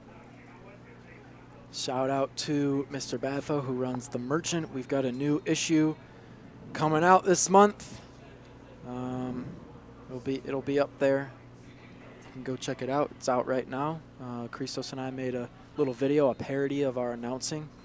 I believe the Stanislavski brothers made a video. Leonard wrote an article. Who are some other guys we got in the merchant there? We've got R.J. Rissos as well. Angel Reyes. Bishop Damon. Sometimes James McCormick. Sometimes. Yeah, sometimes. He's what should we call him? Freelance. Yeah, he's he works. a freelancer. He works for a lot of satirical publications, so we'll give him the benefit of the doubt. Yeah. All right. Well, here we go. Caravan offense back out there. I don't think we'll see Ryder starts tonight. It's pretty cool that he gets to be pulled up. As a third string now for varsity. He'll definitely get some reps later on in his career. But right now, Dowling is just getting ready. And this is where quarterbacks are formed. This is where Coach Brody and Coach Lynch do their job, thinking about next year when he'll have to start. Right now, we're just focused on tonight, though. It's a great run by Emmett. Not enough for the first down, but a great pickup nonetheless.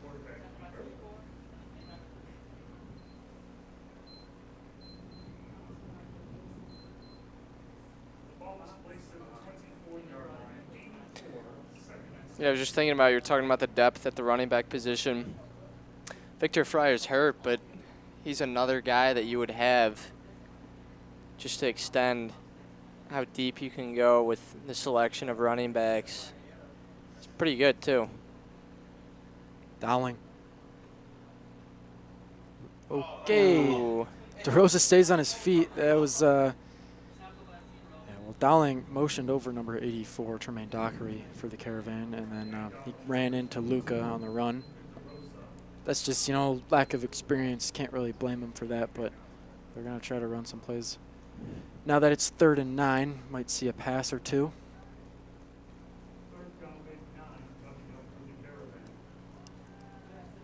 Caravan offense have 21 first downs, 344 rushing yards, and 180 passing yards. That's 524 total yards. Dang. That yardage count's kind of looking like that week 1 yardage count. Definitely. I mean, look, the North Stars have 192 total yards.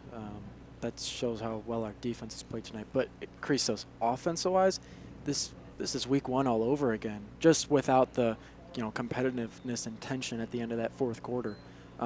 We played great that game. Our offense stayed on their toes. When adversity came our way, when the Han Academy scored, we just responded right away with a touchdown of our own. Tonight it's been a little lopsided, which is obviously good for us. And with time running out here, we've got about a minute to go. Next week we will play Normal Community, the 6th seed in the quarterfinals, the 3rd round of the 7A playoffs. That'll be a home game here at Barter Dowling Stadium. Not sure when kickoff will be. Things these days can get weird. It could be a Friday, it could be a Saturday, most likely a Saturday. But we will keep you informed on all of our social media pages. Check out Caravan Football on Twitter, Mount Carmel High School on Instagram. You can find a way as to when we'll be playing that game. There's 41 seconds left to go. The time just stopped. I think we got a Away game offense. 5-yard penalty remains. We ran out the play clock there, so we'll move back a little bit more.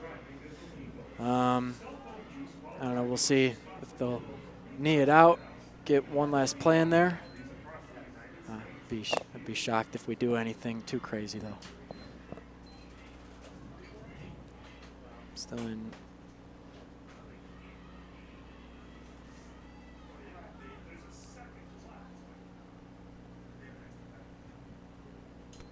I don't know. I don't know what that was. But I think we'll. Okay, the mic is in. There's a flag on the Caravan. So we'll move back even further. That'll be game, though. I think that's going to run down the clock. That I'm was not- on purpose. Yeah, I don't know the I'm not specific sure what rules, happened. but I think Xander dropped it on purpose. I don't know. Game's over, though. Final score here from Barter Dowling Stadium is Mount Carmel 48, St. Charles North 15. We're going to sound the horn. It's a great win in round 2 of the playoffs. Christos, a few years ago at this time of the year, we were beating Batavia. This game not as close, so we're going to move on now to play Normal here next week. Any final thoughts? win is a win, Matt. Whether it's a blowout, whether it's a close game, this was certainly the best performance I've seen from the Caravan all year in terms of their starters, right?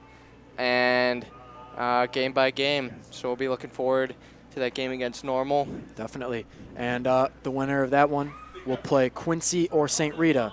If the Caravan win, we will be away no matter what. So that'll be a long drive if Quincy wins, about 5 hours, and a very short one if it's Rita. However, we still have to get past Normal. So we're thinking ahead, but we're staying focused on what we've got on a week-by-week, day-by-day basis. That's it here from Mount Carmel High School. Thank you so much for tuning in. CBN really appreciates everybody watching. We definitely exceeded our expectations for how many of you were going to tune in to watch this one, and we'll see you next week. Christos, thank you, buddy. And to all of our fans, good night, Chicago. So long.